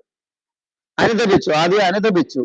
അതിനുശേഷം ഞാൻ സത്യമായിട്ട് നിന്നോട് പാപം ചെയ്തു എന്ന് പറഞ്ഞ് ഞാൻ കരയുകയാണ് ചെയ്തത്. നിന്റെ രക്തത്താൽ എൻ്റെ പാപത്തെ കഴുകിക്കളയണം എന്ന് ഞാൻ അവനോട് അപേക്ഷിക്കുകയാണ് ചെയ്തത്. അപ്പോൾ ആ അപേക്ഷയോടുകൂടി ഞാൻ ആ പള്ളി വിട്ട് പ്രസംഗം കേട്ടതിന്റെ 3-ാമത്തെ ദിവസം ഞാൻ പുറത്തു വരുമ്പോൾ ഞാനൊരു വീടിയുടെ പുക പോലും എനിക്ക് പിടിക്കത്തില്ല. കുടിച്ചതായ ഓർമ്മ മറന്നുപോയി. ഞാനൊരു പുതിയ മനുഷ്യനായി മാറി വരിക ചെയ്തത്. അത് ആർക്ക് വേണമെങ്കിലും പരീക്ഷിക്കാം. ഞാൻ അന്ന് ചോദിച്ചതാണ്, യേശുവേ നിനക്ക് എൻ്റെ ബലഹീനത മാറ്റാൻ കഴിവുണ്ടോ? അല്ലാതെ കർത്താവേ എന്നോട് കരുണ കാട്ടണമേ, നീ എൻ്റെ ബലഹീനത മാറ്റത്തിൽ, അങ്ങനെയൊന്നും അപേക്ഷിച്ചതല്ല. ഒരു ക്വസ്റ്റ്യൻ ആണ് ഞാൻ യേശുവിനോട് ചോദിച്ചത്. ഇതിലിരിക്കുന്ന ആർക്കും ഞാൻ ഇപ്പോഴും വിശ്വസിക്കുന്നു, ക്വസ്റ്റ്യൻ ചോദിച്ചുകൊണ്ടാണ് കർത്താവിനോട് അടുത്ത് ചെല്ലുകയാണെങ്കിൽ അതിന് 100% ഉത്തരം തരും, 1%അല്ല. അതുകൊണ്ടാണ് ഞാൻ നമ്മുടെ തലോടിയോട് ചോദിച്ചത്. പക്ഷെ തലോടി അതിന് ഉത്തരം ശരിയാവണ്ണം പറയാൻ തലോടിക്ക് കഴിഞ്ഞില്ല. അള്ളാഹു ആരെയാണ് രക്ഷിച്ചിട്ടുള്ളത്? മുഹമ്മദ് പോലും ഖബറിൽ കിടക്കുന്നെന്നാണ് ഞാൻ മനസ്സിലാക്കുന്നത്. അല്ല, ആരെങ്കിലും ഉറപ്പായിട്ട് പറയുകയാണെങ്കിൽ പറയാം, നിങ്ങൾക്ക് വന്നിട്ട് പറയാം, മുഹമ്മദ് ഖബറിലല്ല അള്ളാഹുവിന്റെ കൂട്ടത്താണെന്ന് പറയാൻ ആർക്കെങ്കിലും തെളിവ് വെച്ച് പറയാം. അല്ലാതെ വായി വരുന്നത് പോലെ എന്തെങ്കിലും പറയല്ല, തെളിവ് വെച്ച് പറയാനുണ്ടെങ്കിൽ കടന്നു വന്ന് പറയാം. എന്ത് പറയുന്നു? ഞാൻ പറഞ്ഞത് ശരിയല്ലേ? കേൾക്കുന്നുണ്ടോ? തിരക്കാണോ എല്ലാരും? തെളിവ് വെച്ച് പറയാനുണ്ടെങ്കിൽ മുകളിലേക്ക് കടന്നു വന്ന് പറയാം. അടുത്ത ദിവസവും ഞാൻ നല്ലൊരു ചർച്ച പ്രതീക്ഷിക്കുന്നു. മൈക്കിൾ ബ്രദറെ കേൾക്കാം? ആരെങ്കിലും കേൾക്കുന്നവരുണ്ടോ ഇതിനകത്ത്? കേൾക്കുന്നുണ്ട്. എന്താ ചെയ്യേണ്ടത്? നമുക്ക് മുന്നോട്ട് കൊണ്ടുപോകണമോ? ഇപ്പൊ 3 മണിയാകാൻ പോകുന്നല്ലോ. മുകളിലേക്ക് ആരോ വരുന്നുണ്ടല്ലോ, നമുക്ക് എടുക്കട്ടെ? എടുക്കാമോ ആളിനെ? വേണ്ട, അത് നിഷു ആണോ? നിഷു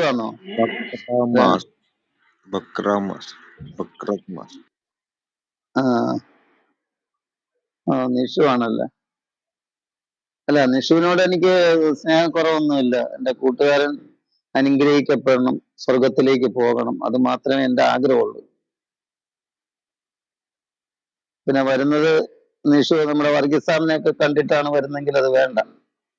ആദ്യം വർഗീസ് സാറിന് 2 വഴക്ക് പറയാൻ വേണ്ടി ആയിരിക്കും കയറി വരുന്നത്. അതുകൊണ്ട് വേണ്ട. അല്ലാതെ എനിക്ക് നിഷുവിനോട് യാതൊരുവിധ പരിഭവവും ഇല്ല. നിഷുവും ജീവനുള്ള ദൈവത്തിന്റെ മകനായി സ്വർഗത്തിലേക്ക് വരണമെന്നൊരു ആഗ്രഹമാണ് എനിക്കുള്ളത്.